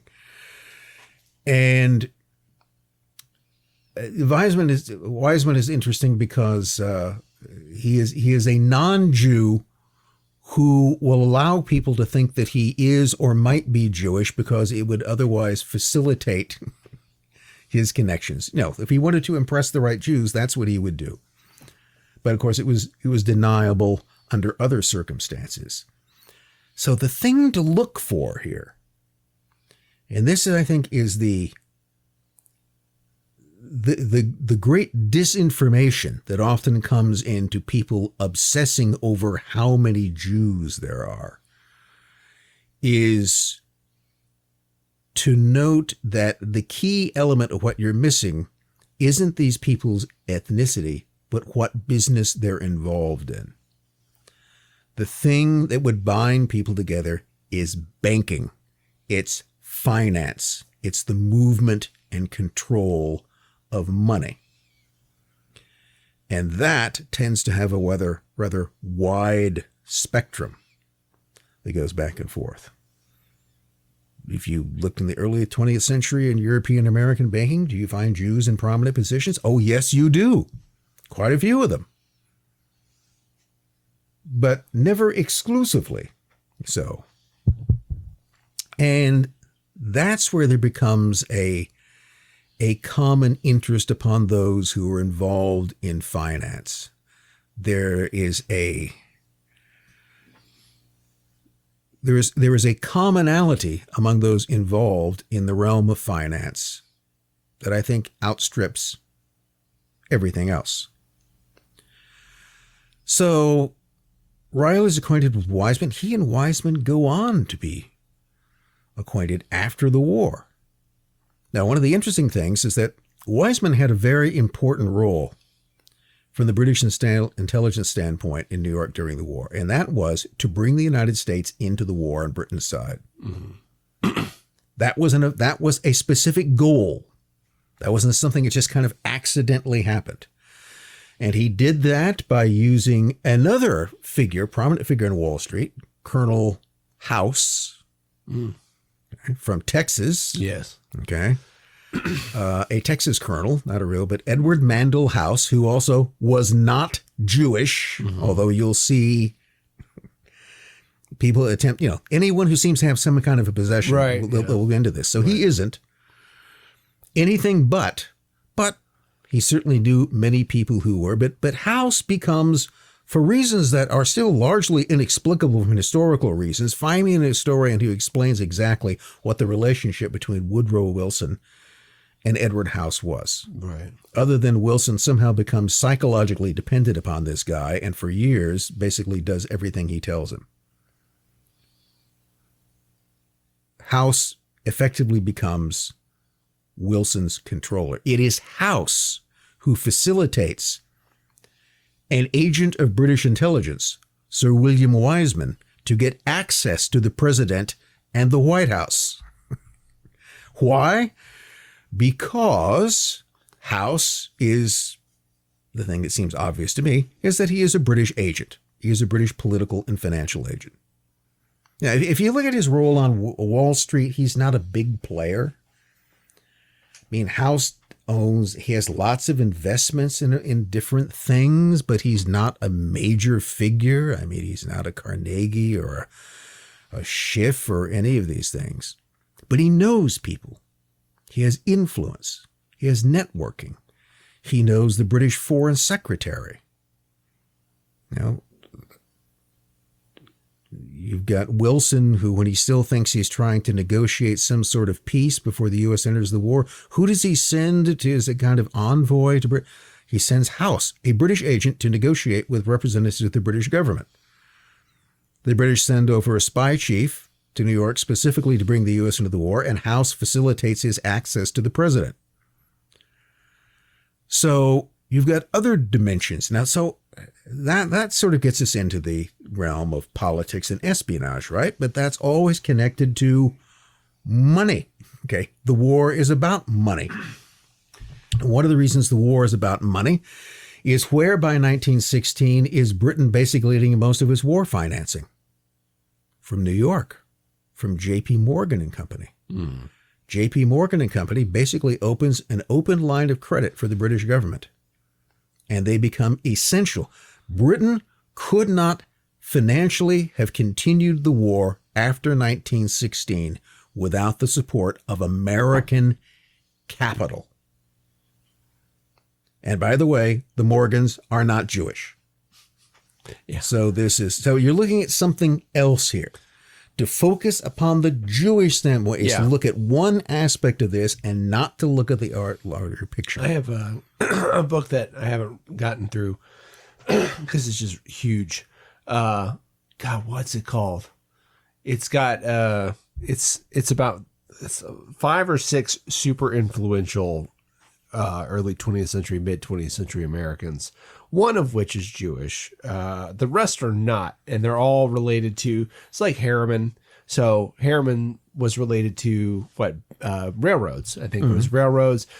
Some others are names that I wasn't familiar with who escape me now. It's called like the Friends or something like that. Just I'll drag it out next time. They probably meet at the same club together. Well, but the whole thing is like they're all interest pulled together, basically to support American foreign policy, but to use American foreign policy also to further their own ends, right?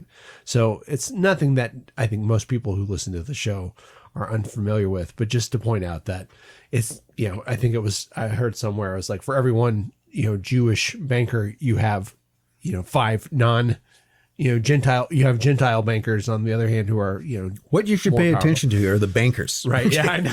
That's what's going on. This is a conspiracy of bankers. Yes. So you also have in 1915 in New York, you have the creation of something called the American International Corporation, AIC. This is a new corporation, and it is a kind of consortium, and all of the major banks, everyone from the Vanderbilts to National City Bank, Morgan Interest, they all sort of get shares of this. Westinghouse, Guggenheim's, Jews, non-Jews, all join together and they create this. So what is the purpose of the American International Corporation? It's effectively to take advantage. Now remember, this is still 1915. The U.S. is still a neutral country. It's not in the war, but the war is going. The war is profitable. And it's especially profitable if you're a neutral country which is producing arms and munitions for the belligerents, which the U.S. was at this point, but it was to take advantage of the changes that the war was going to create by creating new fields for American investment. So you create a corporation, you create sort of shares in that corporation, the powers that be, the big dogs already get together and get various shares of that, and the idea would be to pool their money, their wartime profits, and to invest that. And what are the areas that they're looking at to invest that in? One is Latin America. A lot of stuff in South America, we can invest money, go in and buy stuff up. 2 other areas were Russia and the Middle East. The Middle East was going, oil was already becoming, that things are going to change. You can get an idea that maybe the Ottoman Empire won't be there anymore. What's going to be there is going to create great opportunities. By 15, Sykes-Picot is what, 17? That's 16. 16. Okay. So okay. And then the discussions around who's going to be like the protector. Balfour declarations. And they wanted the U.S. to be the protector. I forgot who it was, but it was like broken up into 3 different regions or something like that. But it was pretty well known that it's the old Ottoman Empire and the Arab portion, particularly, that was already getting support. Lawrence of Arabia, right? That was going to be up for grabs, and who was going to, and the United States was particularly in not a catbird seat, but pretty close as far as they were viewed as a neutral party by a lot of those Arab principal. Well, I don't know. Well, they weren't Europeans. That's the big. See, that's the whole French thing. Or the British. Americans don't appreciate that anymore. In that period of time, from the standpoint of Arabs or anybody else, the Americans were pretty much like Europeans. I mean, they look like them and they dressed like them and they talk like the English. But they hadn't ruled over them. But they weren't Europeans. Yeah. And we'd never, they didn't have any kind of colonial interest. It was, the French area. and the British were particularly suspect in this. So the idea is that you could deal with the Americans, and the Americans didn't have the baggage of European imperialists. And the thought would be unless you're a Filipino, then you know what it was. But, but nevertheless, they didn't have the same sort of experience, so they were kind of okay. How things change. But nevertheless, that was one of the but there's a lot of, so all of this is, you have a war that comes along, you have these otherwise competing, and a lot of the people who joined forces in the American International Corporation were otherwise competitors. These were banks that competed with each other. You had some of those banks, the National City Bank in New York was instrumental in loans for the Russian Empire. Yeah. So here's an interesting example. One of the most important, probably the second most important banker on the New York scene at the time of the First World War. The first was Morgan, and the Morgan interests. They are the 500-pound gorilla of American finance. They are the money trust, which means they effectively control the flow of investment capital. So if the Morgan interests didn't want, now their main competitors were the Rockefeller interests, and the Rockefeller interests were based in petroleum. That's where their money came from. Yeah. Morgan interests were much more based. Then the kind of third player behind the Rockefellers and that was Kuhn Loeb. And Kuhn Loeb was a German Jewish bank. It was basically an extension of the Warburg Bank in Germany. Okay. It was an exclusively Jewish firm. There was no Gentile partner in that firm until until William Wiseman became one in the 1920s. Interesting. Yes, which created some issue because he was the first goy who had ever been who had held a position. And it was very much a kind of family affair. So, Jacob Schiff is the grand old man of this. Schiff comes from Frankfurt. He comes from a family who did business on the same street as the Rothschilds. He had, come to New York, worked in different banks, married the boss's daughter. Remember, the firm is called Kuhn Loeb. Those were the two initial founders. What was it? I can't remember who Kuhn was. Solomon Loeb. And Jacob Schiff marries Loeb's daughter, Teresa Loeb. Okay, she becomes Teresa Schiff. So he marries the boss's daughter, cementing the two families together. Later becomes the dominant figure in it up until his... You could argue until his death in 1920, he kind of semi-retired. He dominated the firm. No one was going to get anywhere in it. And, he promoted some people. He didn't promote others. Two of the Warburg brothers from Germany came over, Felix and Paul Warburg. Paul Warburg is the fellow who would come up with the Federal Reserve Scheme. Okay, this became very. When you're talking important. about octopus, the first thing I was thinking was the Aldrich. Yes, and the propaganda posters about the big oil and these guys are very much. The Warburgs are still very much German bankers. Remember, their older brother is Max Warburg, and Max Warburg is the head of the Warburg Bank, the single biggest investment bank probably in Germany. Also a close friend of Kaiser Wilhelm. Okay. And when the war will come along, Kaiser Wilhelm will basically put Max Warburg in control of an economic warfare, a kind of organization that was to wage economic warfare against Russia and the Allies, but particularly against Russia. Yeah. To use measures there to undermine the Russian war economy. And another Warburg brother, which one is it? I'm going to space on his first name. He is the head of, his official position is of a German commercial attaché in Stockholm, in neutral Sweden. Okay. But what he actually does, he, by the way, is an expert in bullion, in the manipulation of gold bullion. But what he does, he's the money man for Russian revolutionaries. So this is the whole idea that when, there's a fellow by the name of Alexander Helphand, who Reilly knows, who goes by the name of Parvis. And he basically comes to the Germans in early 1915 and he goes, if you give me the money, I have all these connections in the Russian revolutionary movement, and some of these revolutionaries will help. They want a revolution in Russia, and the defeat of Russia, the defeat of the Tsarist armies will speed that along.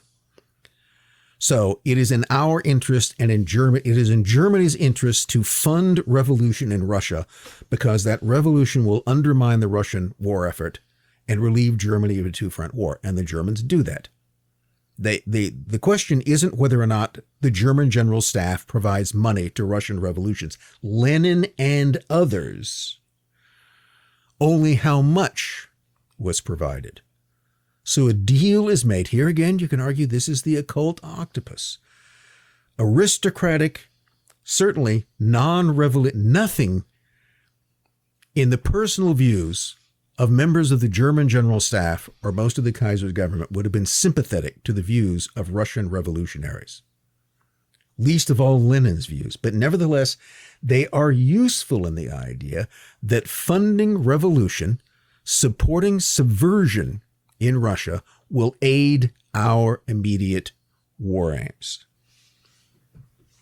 So think of how this is going here. You've got Max Warburg, who's running an economic warfare against Russia in the wartime, and then two of his brothers are in New York working for one of the most important banks there.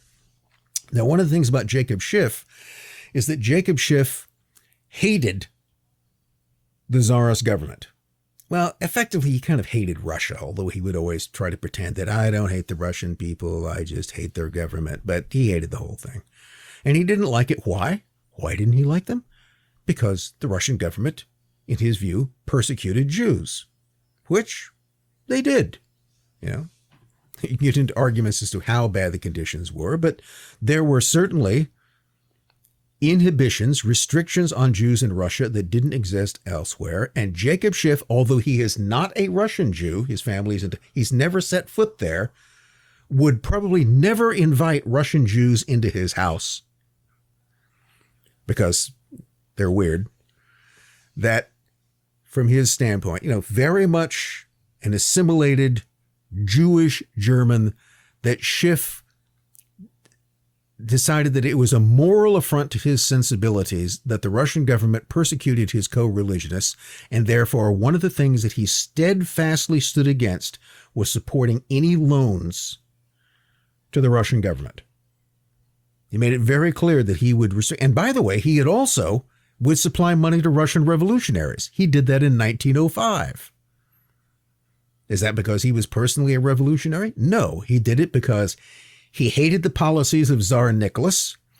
The Japanese were at war with them, and therefore not only did he supply at least $50,000 to print revolutionary propaganda to be disseminated to Russian prisoners of war in Japan and elsewhere, he also helped support the loans that financed Japan's entire war effort. At a handy profit, by the way, and make money on it besides. So this is the kind of, you see, you can have the subsidizing of political activity without sharing any of the political goals themselves. That's immaterial. It's simply whether or not it serves your interests at the time. And Reilly sees all of this stuff going on. So when in 1921, he tells his friends in British intelligence about the occult octopus, I think he knows whereof he speaks. Now, he's not the only one to get a sense of something like this going on. There is a French investigative journalist, that's what we would call him now, a fellow by the name of Roger Menevet. And Roger Menevet, I think I mentioned him in the episode about Basil Zaharoff, you know, who's also undoubtedly part of the occult octopus. Billionaire arms dealer, financing both sides, dabbling in radical politics, whatever else seemed to be, you know, Zaharoff would sell weapons to anybody who would pay him. And so you've got all of this mixture which is taking place.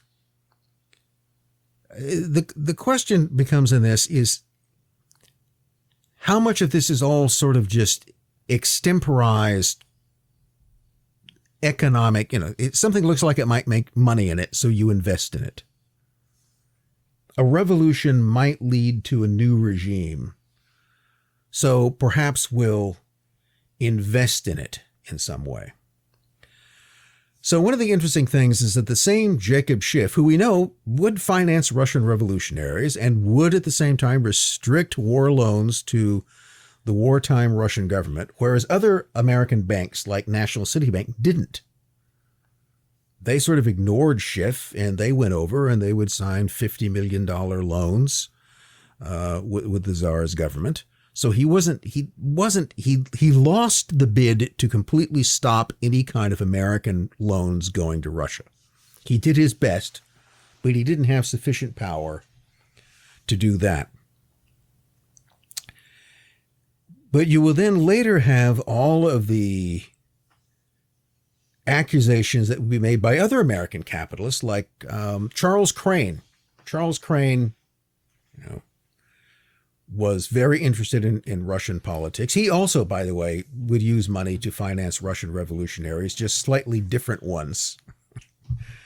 And essentially, he saw Schiff as his main enemy within the American capitalist elite of trying to finance different interests. So Crane would later argue that the Bolsheviks were financed by Jacob Schiff, that Jacob Schiff and Kuhn Loeb underwrote the Lenin.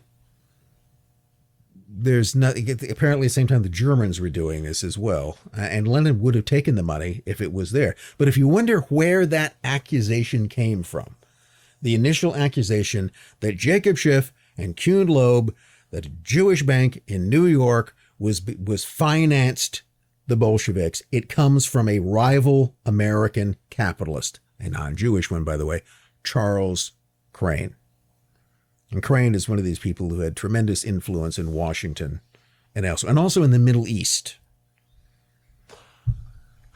You were talking about Crane was one of the he was part of the thing called the King Crane Commission. That's what it was sent to the Middle East. This is when the British and the French were going to divide these things up in the mandates. That's what And Crane was a huge opponent of that. He argues they're just going to go in. These are just thinly disguised colonies, and they're going to divide at the Middle East, and they're going to cut us Yankees out of it, which is exactly what it was they were planning on doing. Well, that's why those I was referring to. I forget who they were, but I just remember the map, and it was like north and south, and it was like, okay, well, the British are going to get this, the French will get that, but these groups wanted the Americans to step in and be there. There was a plan initially for the Americans to have a mandate over Armenia. Okay, Under the original Treaty of Sèvres, which basically completely broke up the Ottoman Empire. Problem with that was that treaty never went into effect, and also there wasn't an Armenia anymore, because the Turks had killed and expelled all the Armenians. So there was no longer a country to have much of a mandate over. But no, Crane was a bitter opponent of that. And and later on, this became increasingly, he was also a bitter critic of the whole British mandate in Palestine, of British policies, of Zionism in particular, which he saw as simply as a tool of British imperialism. So these are not always say, you don't find all the capitalists on the same side, but you always find them giving a great deal of influence over this. So Reilly has a kind of front row seat for a lot of this thing. And one of the things I find interesting is that in the early 20s, simultaneously when he's working in the relatively brief period that he actually is an operative of MI6. That is where he's apparently getting some sort of pay from British intelligence from 1918 to 1921. That he also becomes connected to a thing called the Imperial and Foreign Corporation. And the Imperial and Foreign Corporation is post-war essentially the London cities, that is, London financial capital's answer to the American International Corporation. It's a large consortium of different banks and interests who want to go in and essentially invest in the fire sale that is post-war Europe. And this is what they employ Reilly to do. He goes to Czechoslovakia, Poland, other places, and he arranges deals on things like radium. Can we pause real quick? Sure. You got this awful hum. Okay. Sorry. Technical difficulties where I'm picking up. Yes, we're having weird noises going on here. So there are weird noises on this. I'm pretty sure it's not the Illuminati, but nevertheless. I have loud pop music in my headphones right now. I really don't know why. I don't know. It's a mystery. Well, we will push on to see what we can do.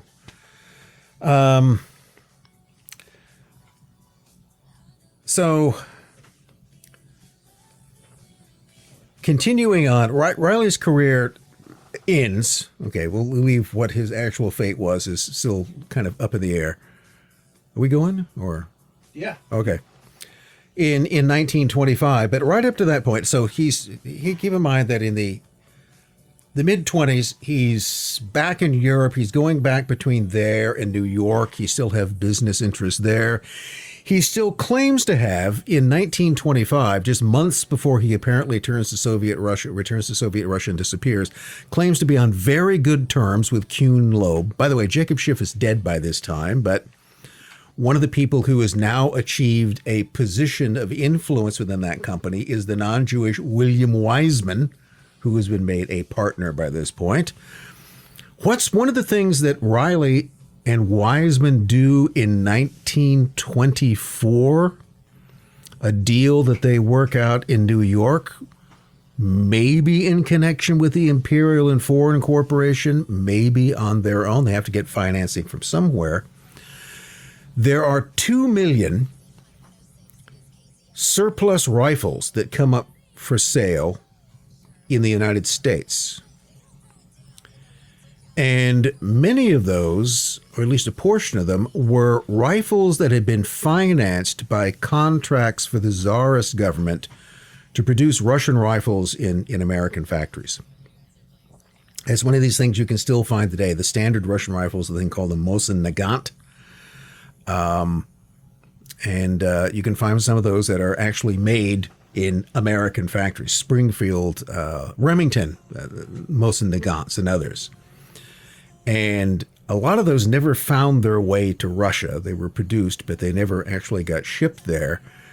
But Reilly and Weizmann, who at this point is a partner, or at least I'm not sure he's full partner yet, but is certainly an employee of Kuhn and Loeb. And Reilly, who is still in some way connected to the Imperial and Foreign Corporation, work out a deal to purchase these 2 million rifles. Who do they sell them to? The Soviets. And, of course, who in this period is still the head of the Soviet military, the People's Commissar for Military and Naval Affairs? Leon Trotsky. Who is Reilly also still in business and in contact with in Paris? Who is in Paris running a bank as a kind of front for Soviet dealings? Abram Zhivatowski. Same group of people kind of working together to do these different deals. So,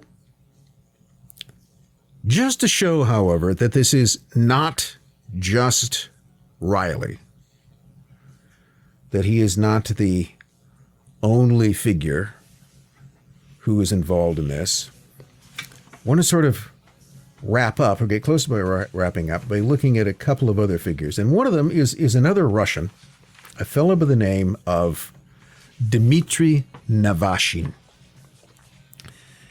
And Dmitry Navashin is, well, he'll play a number of roles.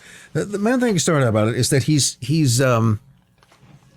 let's start out with his end. On the 25th of January, 1937, Dmitry Navashin, who is described in the Paris papers as a Russian economist, is found dead in the Bois de Boulogne, a large park area on the western side of Paris. Now, he went there every morning to walk his 2 small dogs. And he had done the same thing that morning, but on this morning, he had been murdered.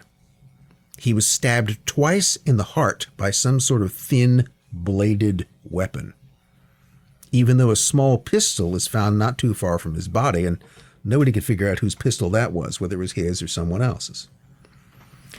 Now, what this did is it set off a murder mystery, and a murder mystery that was never solved because Navashin's killers weren't found, which then basically leads us to the question. And this wasn't for lack of trying, because it turns out that one of France's premier police inspectors and investigators, Inspector Marcel Guillaume, delayed his retirement to look into the case, but was unable to solve it.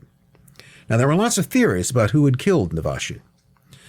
One thing that was noted was that Navashin, although never a member of the Communist Party, was in past associations friends with a number of people who were part of the Trotskyite faction. in Russia. And in fact, one of the things that was noted was that in Moscow, the show trial of what was called the Parallel Anti-Soviet Trotskyite Center, which featured some of his old friends, had just started. And there were some rumors circulating that Navashin was going to make a public statement denouncing the show trials, even the possibility that he might go to Moscow himself, which seemed unlikely, and offer testimony in those trials. Others, however, thought that he might have been killed not by the Soviets, but by people on the French right wing. He was apparently very much disliked by a right-wing terrorist group that we've also discussed in other episodes called the Cagoule, the Committee for Secret Revolutionary Action, which, by the way, was funded by a bank, the Bank Worms. This all is where synarchy comes in. So in case you were wondering, I don't know, where do these weird synarchists come into? Weren't they part of a bank? Weren't they supposedly financed by a bank? Yes. Notice how banks figure in every single one of these things. So it's interesting to look at the background of Navashin. Now, Navashin is not Jewish, just to clear that out of the way. He was born in Kiev in 1889. He initially wanted to be a poet. That didn't work out. And instead, he became an economist. He was also sort of attracted to radical politics towards socialism, although he never became terribly active. He also became, and this is another common denominator among many of these people, including Reilly and Wiseman and Jacob Schiff, and they're all Freemasons. But again, I'd point out that a lot of people were, so that's not a terribly exclusive club. But there is that commonality between them.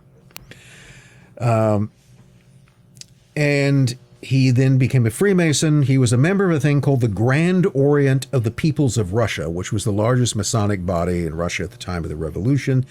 And in that, he became friends with another Russian socialist, Alexander Kerensky, who, of course, was the fellow that Lenin and his Bolsheviks, financed by the Germans and God knows who else, would overthrow in 1917.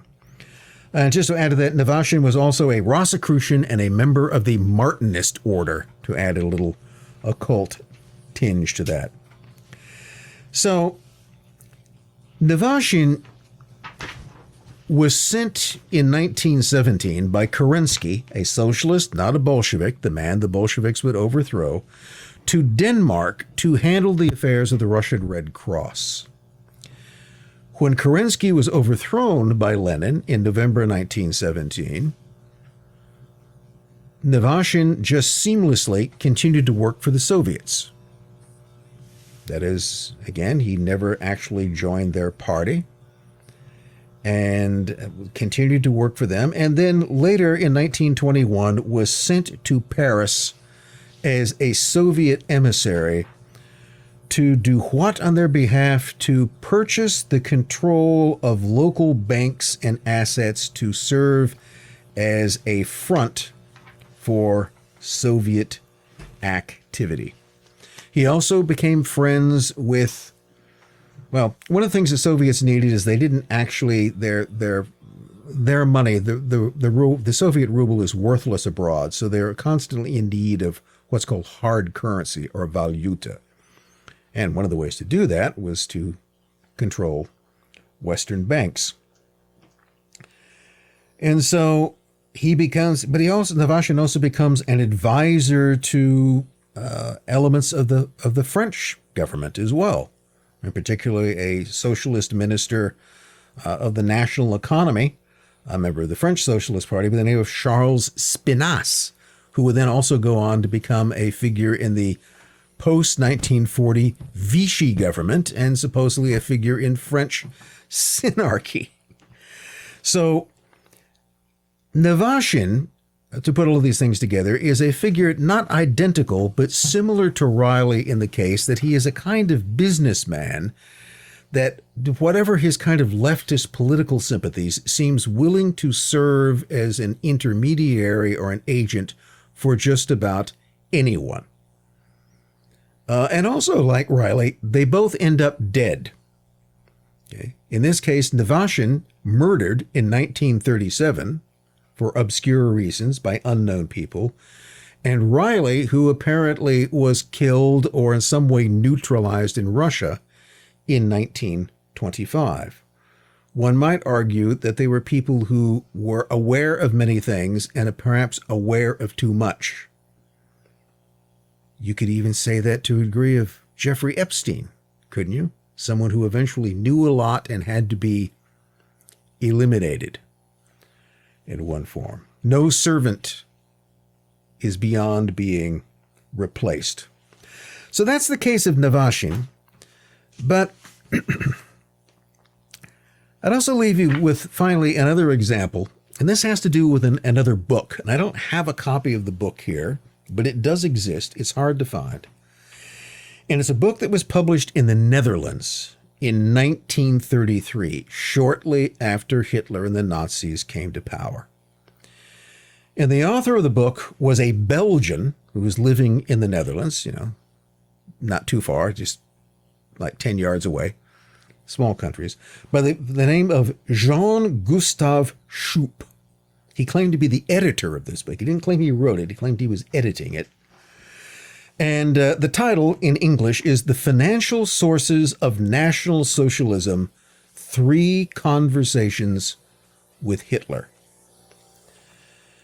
Now, what the financial sources of National Socialism claims to be are the memoirs, or basically the diary of a German-American banker named Sidney Warburg.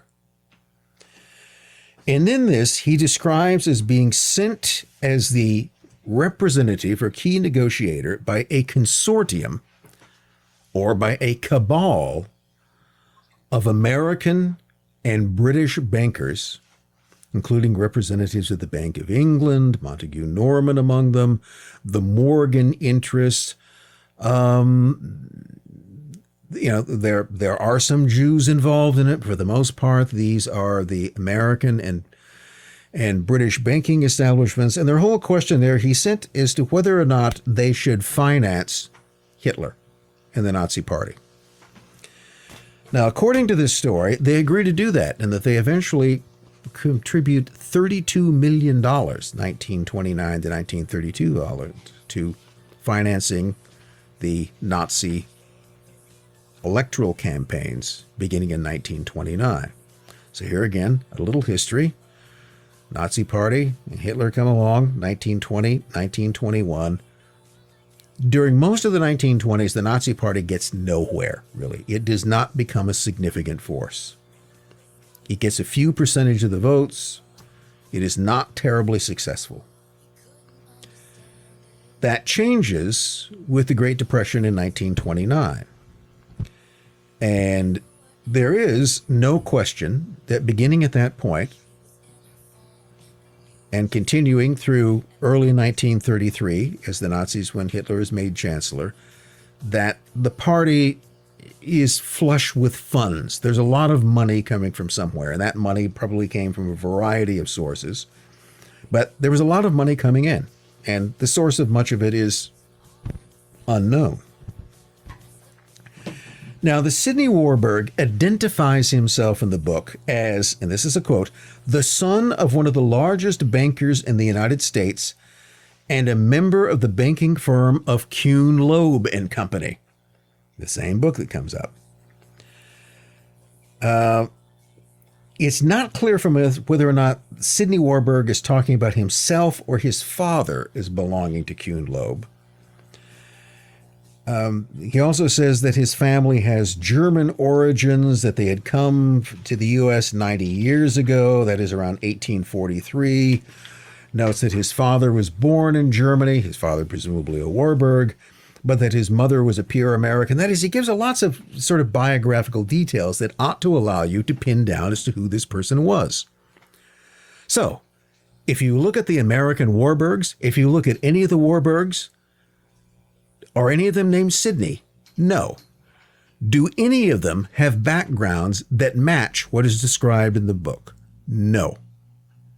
No such person like that exists.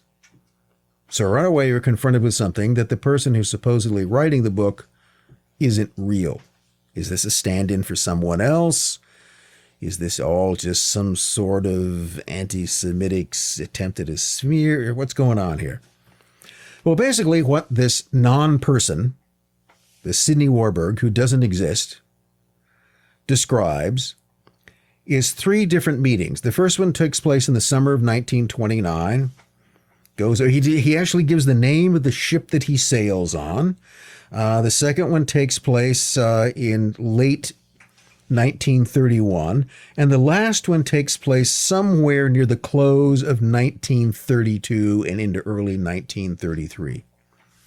So specific, well, not specific, but fairly narrow date ranges are given, often the names of ships that were traveled on.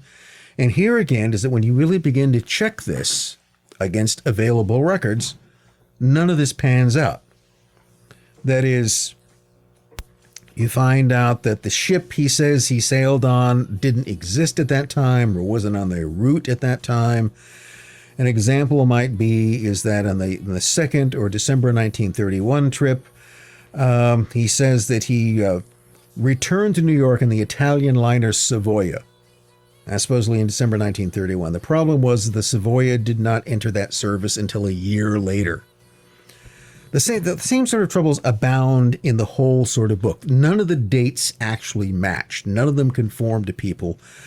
I even tried going through and looking at every possible person in the Warburg family, American and European, even in their cousins, people who weren't Warburgs but were related to them. This doesn't match anyone. So the person described does not exist. The various trips that they took on the ships that they took at the times that they took them do not conform to reality.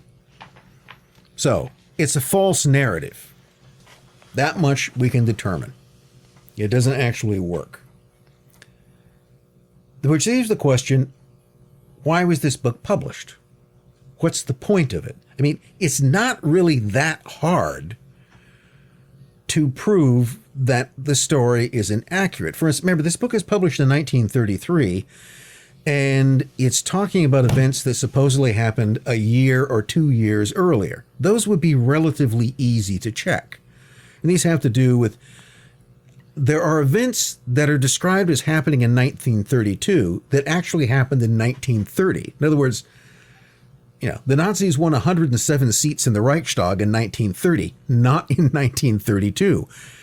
A simple check in the newspapers would tell you that. So it's another one of these things that I may have mentioned in other episodes and doubtless will mention again, and it falls into the realm of disinformation. And the purpose of disinformation is always to sort of look like it's accurate, to give a kind of veneer of validity and accuracy, but with a little examination, the hoax begins to appear.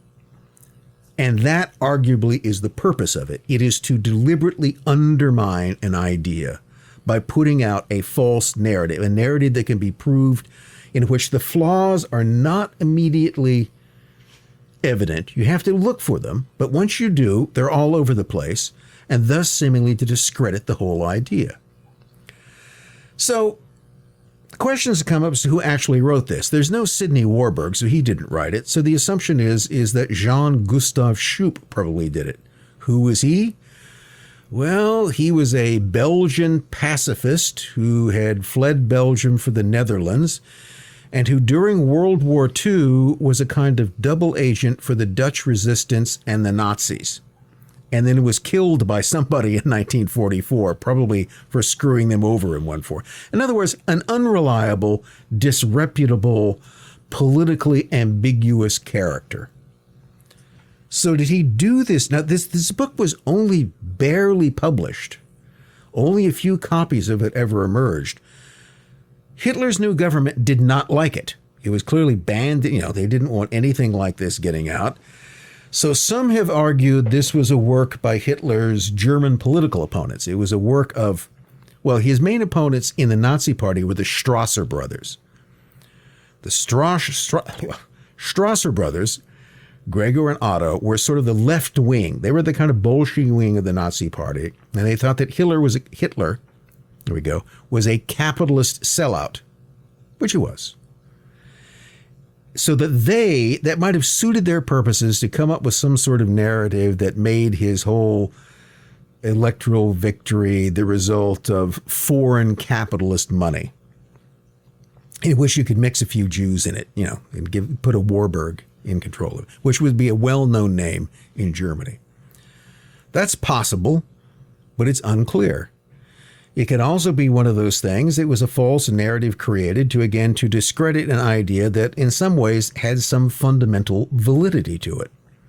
We don't know, but doubtless Reilly would call this another tactic of the occult octopus. But, just not to let things completely slip away, there's one last, if I can put my hands on it here, odd document I want to bring into the mix. And this is a document which is nothing less than a newspaper article. And we'll probably provide a copy of this, that you can read.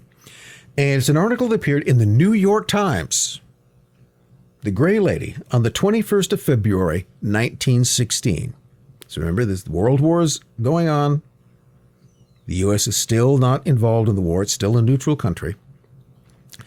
And this is in New York's preeminent newspaper, the newspaper of record. Its publisher is Adolf Ochs. And the headline of the article is Advocates a World State. And what this describes, and I'll just read much of it to you.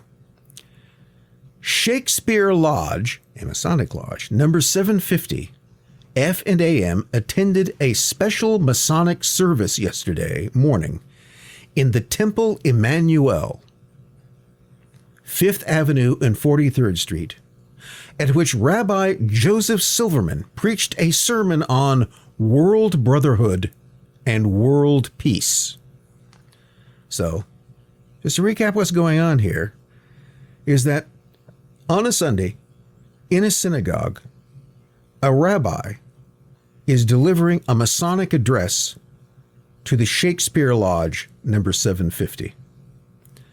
So a couple of things perhaps need to be pinned out. What's the significance of Temple Emmanuel? Temple Emmanuel was the most exclusive synagogue in New York.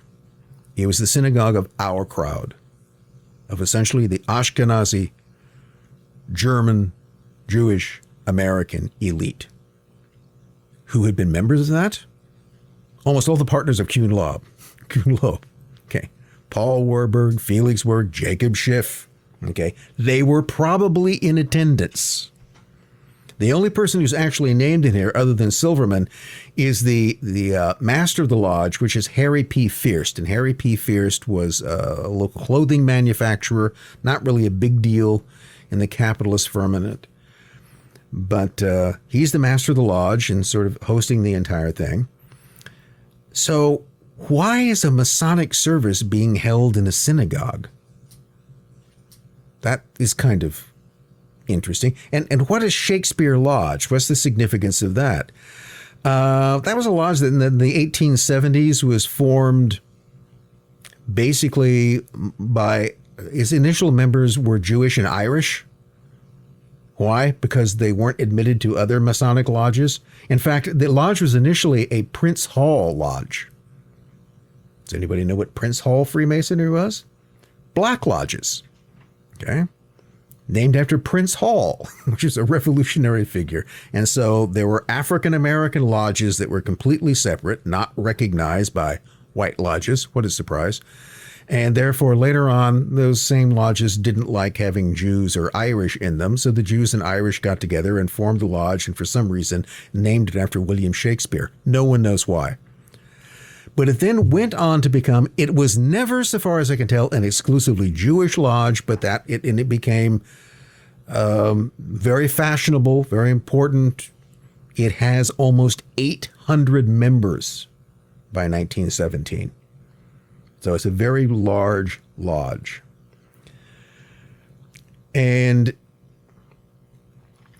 It notes in this article, a number of prominent persons were present as guests of the lodge at the invitation of Lodge Master Harry P. Fierst.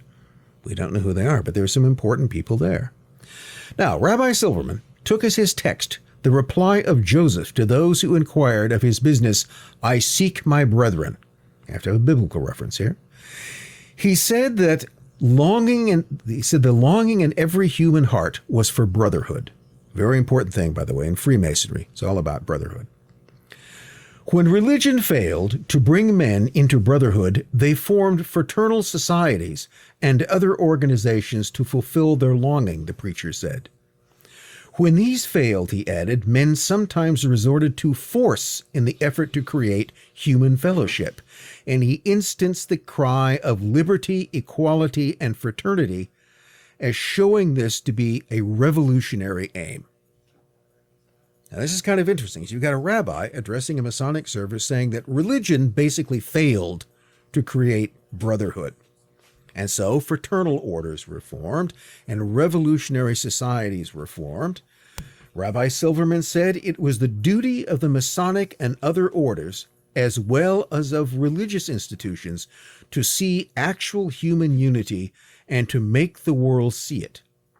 As soon as mankind recognized the unity, he said, world peace, with all of its blessings, would be realized. There can be no world peace until there is world brotherhood, said the preacher. But we are all of one human brotherhood, and all that we need to do is to recognize this, and when we do recognize it, universal peace will follow as day follows night. Rabbi Silverman advocated a world state as the means for bringing about world brotherhood. Now imagine what conspiracy theories can do with this one tiny article. It's how many elements are mixed together. And yet the overall meaning of it is vague. I mean, sure, this is a kind of plea for peace, but why? The biggest question about this is, why does this article appear in the New York Times at all? Well, one of the reasons it probably does is that the publisher of the Times was Adolf Ochs, and Adolf Ochs is a member of two things: Temple Emmanuel and Shakespeare Lodge 750.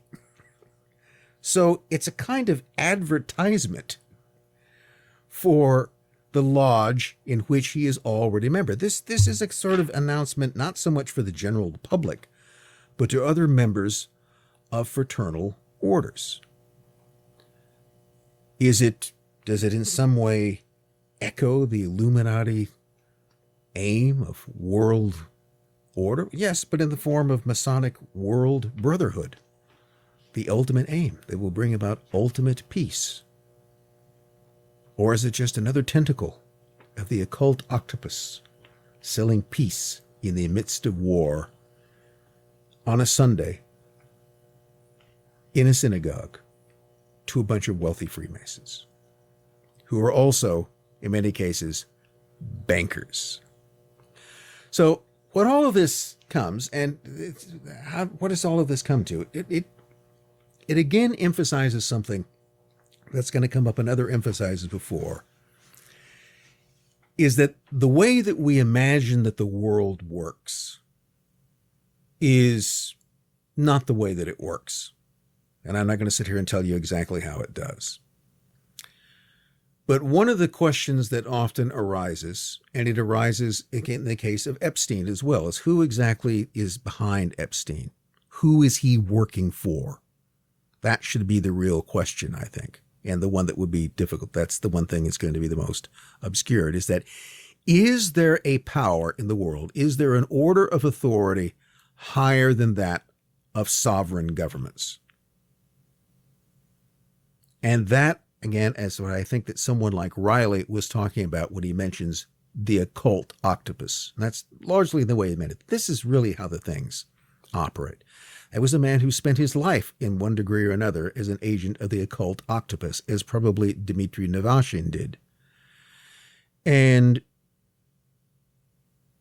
what you get through things like this Times article or others are perhaps just these sort of tiny glimpses of a power structure that defies any. It's not an ethnic power structure. It's not a religious power structure. It's not even a political one. It is a thing that it seems exists basically to perpetuate itself. Of an order of a kind of governing reality beyond that which can be seen. It's not something which is voted for. It's not something which the public is even aware of. It's something that doesn't even so much hide its existence, but just doesn't really advertise it in a particular way. It's the occult octopus, and we'll end it there.